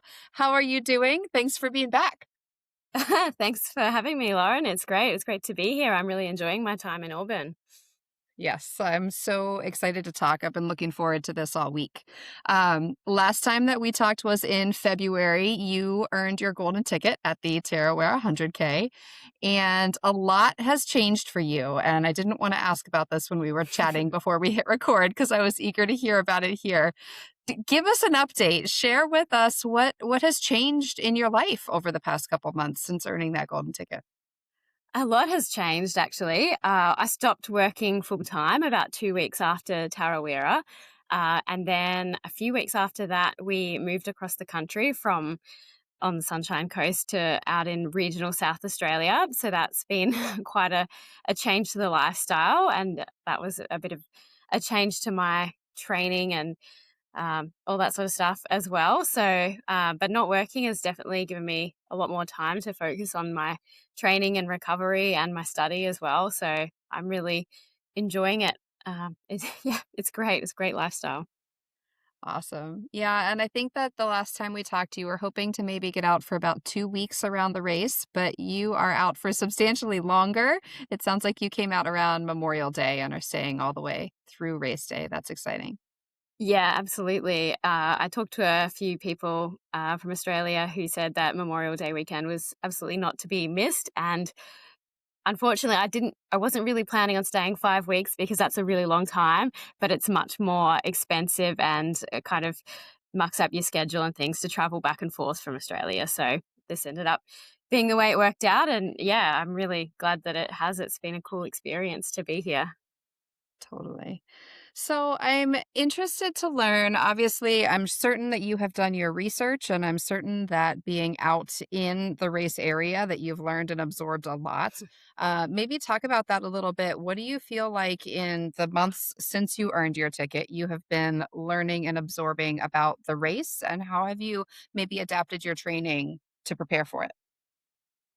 Well, I think I've probably learnt a bit more about the history of the race and the community support, especially being out here. I'm staying on Roby Drive, so I'm really immersed in the community, and it's been awesome. I'm really interested in the race and its history and all the legends that are associated with the race. That's been really cool.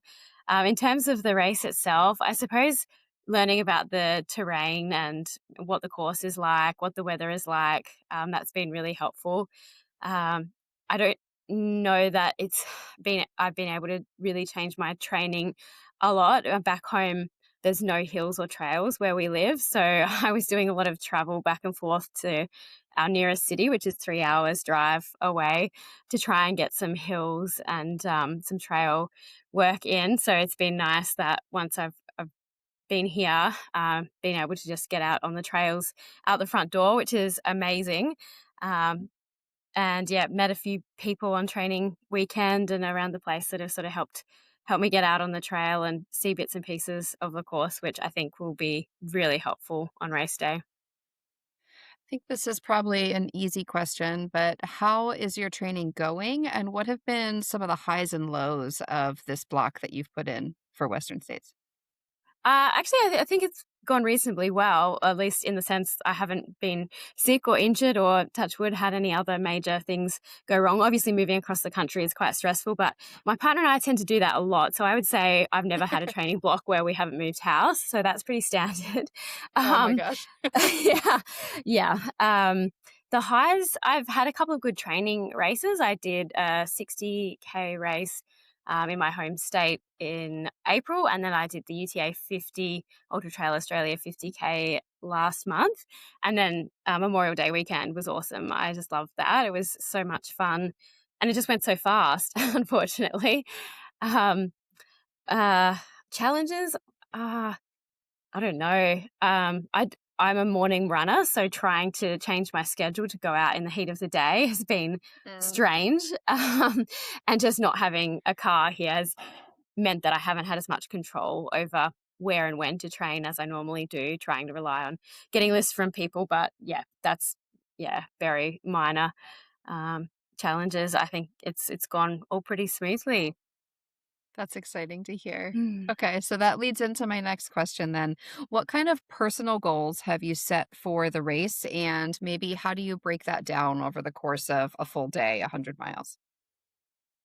I think my goal for the race is just to execute the best race that I am capable of on the day, and also to really enjoy it, and to make sure my crew has the best day out there as well, and that it's a really memorable experience.